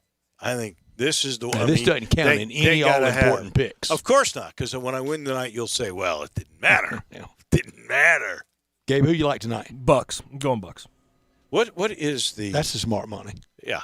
I'm trying to look at the That's the percentages. 8 right now. Ooh, Bucks. that's a lusty line. That's massive. A big line. Man, that makes you think. Big juice. That makes you think somebody knows something right there, is what I think. They do know. They do know? 8.5 on my thing. 8.5 on my Score app, which is the greatest. By the way, have you ever seen the Score app? Have you got that Score app free app? Oh, yeah. Oh, my. Is that not the greatest? Anybody there that it's loves real sports, it's free. The Score. And it is incredible how good that It's app the best scoreboard app is. out there. Well, plus which you can look up all the stats from every game. I mean, it is phenomenal. I love it. I really do. One last little update very quickly on the College World Series before we take our final time out here. 2 on, 2 out. Bottom of the 9th, runners on first and second. NC State down to their final out. Deuces still wild. Vandy 3-1. We'll come back and maybe we'll update you if Vandy holds on to win this game. This is our final time out, crunch time, right around the corner on Sports Time on Sports 56. Same great shows. We welcome you back to Sports 56 Middays. What's up? It's Sports 56 Happy Hour. A new spot on the FM dial. Check out Sports 56 on our new FM home at 98.5. I'm here with the great Pat Donahue from the Rendezvous Restaurant Shipping Department. Thanks, Brett. We've been shipping our ribs all over the country now for decades from our USDA-inspected shipping kitchen in the Pinch District. We hand-cook our ribs in pits that Mr. Charlie built over charcoal, just like they do at the restaurant. So what comes in a rib box? We could do pork shoulder, we could do ribs, our sauce, seasoning, baked beans, coleslaw. We'll even throw in Pancho's cheese dip with our nacho boxes. We also put a bag of Rendezvous seasoned popcorn, heating instructions, some chef hats, some wet naps, and some other helpful tips from our kitchen. We ship our ribs overnight, exclusively FedEx. And we put them in nice packaging. We don't ever want to use styrofoam, so we use corrugated cardboard, actually 2 boxes that fit nice together, so the ribs get to you, your loved ones, or your clients in a safe, wholesome manner. Rendezvous ribs are perfect for out-of-town clients, customers, loved ones. We also ship ribs for any occasion. Where do we order these great ribs? You can go to www.hogsfly.com or give us a call at 1-888-464-7359. Charlie Burgos' Rendezvous Restaurant in the alley since 1948. Finding great candidates to hire can be like, well, trying to find a needle in a haystack, but not with ZipRecruiter. Its powerful technology actively finds and invites qualified candidates to apply to your job. So while other companies might deliver a lot of hay, ZipRecruiter finds you the needle in the haystack. See why 4 out of 5 employers who post a job on ZipRecruiter get a quality candidate within the first day. Try ZipRecruiter for free at ZipRecruiter.com/free. That's ZipRecruiter.com/free. As physicians, we know that what we do now will affect the future for us all. The COVID-19 vaccine is now available. It's safe and very effective, and it's a great defense against coronavirus. But we still need to continue to mask up, socially distance, and get tested.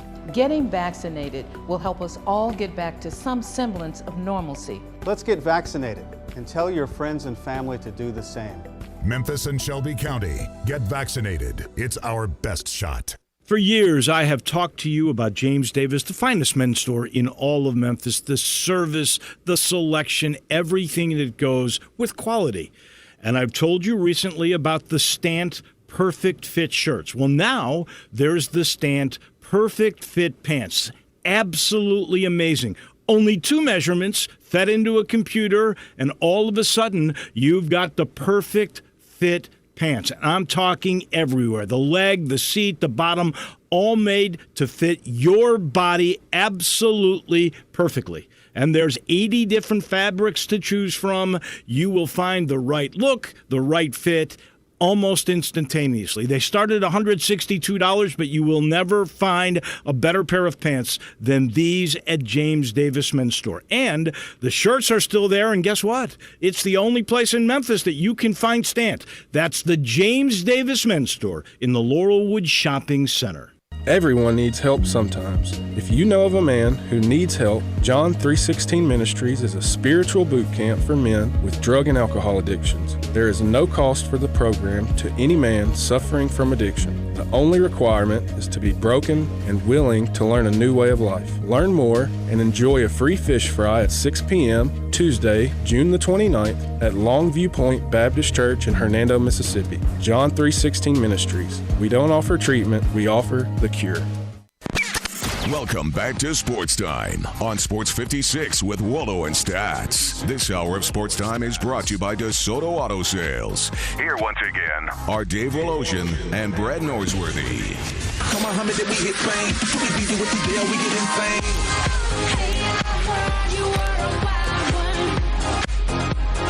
It's over in Omaha. Vanderbilt holds on. They beat NC State, handing the Wolfpack their first loss in the College World Series. 3-1. Vandy, they live to fight another day. And now it is officially Taco Bell crunch time.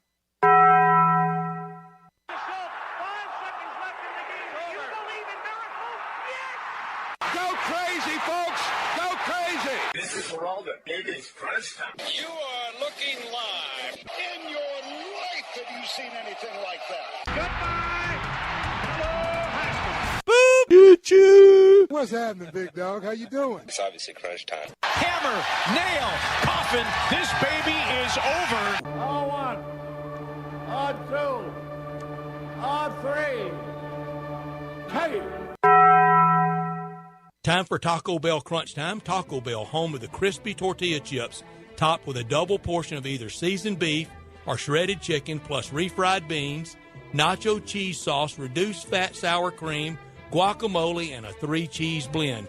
Nachos Bel Grande, heaping portion of chips topped with ground beef, tomatoes, beans, nacho cheese sauce, and a dollop of sour cream. Taco Bell, home to great food you get on your way home real fast, and they bring you crunch time every day. Fellas, I've learned third great shot at a head coaching position for Jason Kidd. He's had some great chances already. Never was an assistant coach before his first head coaching job, has been since his last one. Maybe this one will work out. He's failed miserably in those first 2 cracks, and now he's working for what is considered to be one of the great owners in the league. If it doesn't work out here, that's the end of the line for coaching chances for him in the NBA. Well, he was with Brooklyn and Milwaukee, 183 and 190. That's better than I thought it would be. Yeah, that's total. He was not very good in the playoffs. That's where you could say he really fell short. I found it interesting. Apparently he's probably going to hire as an assistant Barrera, the former player. And by the way, it was interesting because Rick Carlisle said Jason Kidd is the perfect guy to coach Luka Doncic. I coach them both. They would be a match made in heaven, and Barrera will help that. Also, they brought on Nico Harrison, who was an executive with Nike for years, but he was wanted by several other NBA teams, so he must be a really sharp guy. Maybe this thing will all Mavericks work hadn't out. won much since they won it all. No, they have not. I learned just a couple of minutes ago that Memphis women's basketball coach Katrina Merriweather is really reaching out into this community. She just got the commitment from Whitehaven's Serena Lee, so she becomes the first commitment of the 2022 class for the first-year Memphis ladies coach. And Lee, because Memphis has not been able to keep the better players away from the SEC if you're a woman player. Lee's other offers included Ole Miss, Mississippi State, and Tennessee. 6'1", averaged 18 points for Whitehaven in 2020, helping the Tigers reach the Class AAA semifinals before the tournament was canceled due to COVID. It really kind of parallels baseball. They both have to keep it local and will be very good. And we remember a time that they did with Mary Lou Johns and Bobby Kilpatrick. No question. You're right. It's starting to be a long time ago, though. It is already a long time ago, no doubt. Everybody that went to the Texas-Virginia game last night started at 9:45 can blame me. I mentioned no rain in Omaha yesterday and then that last night. What fan goes to Omaha and goes to every game and stays the whole time? Fans by the name of Bezos, Gates, and the Waltons? Who could afford that? Huh. And where do you work that you got that much time off in June? I don't know.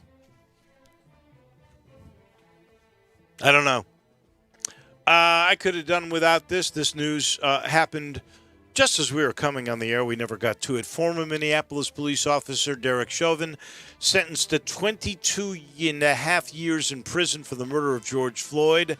The punishment, which fell short of the 30 years the prosecutors had requested, came after Chauvin broke his more than year-long silence in court and offered condolences to the Floyd family and says that he hopes more information coming out will eventually give them some peace of mind. I don't think they'll ever get peace of mind. I just hope that the sentence being 7.5 years shy of what he could have totally gotten doesn't add to more violence in Minneapolis or around any other parts of the country. I don't know what the evidence could come out because the evidence is there with the video. Going to keep a close eye on a lot this weekend. Can Atlanta go up the improbable 2-0 tonight in Milwaukee? Giannis, you've got to be the superstar. Gabe, he's got to play 48 minutes, not 44. Tampa Bay and the Islanders. Winner punches a ticket into Lord Stanley's Go Cup Islanders. Finals. Look at Dave scrambling Go for Islanders. a tie. Isn't that sad, Gabe? College World Series, Mississippi State wins tonight. They know they're in the 2 out of 3 that starts on Monday. Yankees at Red Sox, they play at least 47 times a year every year. Well, Yankees and Red Sox. This is what I can guarantee you. Every game will be on ESPN. I don't care how bad and the on teams Nesson, are. And on the Yes Network, and on TBS. Incredible. And they cover it like they never get any coverage when they play Bay Area series tonight. A's and Giants, first of 3, and the Cubs at Chavez Ravine after that group no-no last night. And the termination line is forming in St. Louis. Cardinals and Pirates in about an hour could be the beginning of the end of that proud organization. Sometimes, like the end of the organization? I mean, that sounds very fatalistic, doesn't it? You've already said you're going to wrecking fire. Ball comes to you're Ballpark firing Village? the general manager, the director of ops. What else you fire? Every analytics guy. You're firing the whole thing. I fire everybody it's the but end Randy of the Flores. organization as we know it. You know what we missed today at 2 o'clock? QREM, end of time as we know it. You know what we missed? We missed the NBA draft combine at 2 o'clock on ESPN. Darn. Son of a gun. This was fun. This was a fun show. We got to thank Alan Bell. He's an interesting young man from CBS Sportsline on handicapping. And I was literally, when he said the legal gambling went from $1 billion to $4.5 billion, and we still have a lot of major states out. Wow, that was really, really telling. Jason Munz. Maybe that reclass guy and how much money the NIL will provide the Stars, that was eye-opening too. Tim Doolin on baseball, Andy Schiffman on his way to Milwaukee for that great Game 2 tonight. That'll do it for all of us. Have a great weekend, everybody. We'll see you on Monday.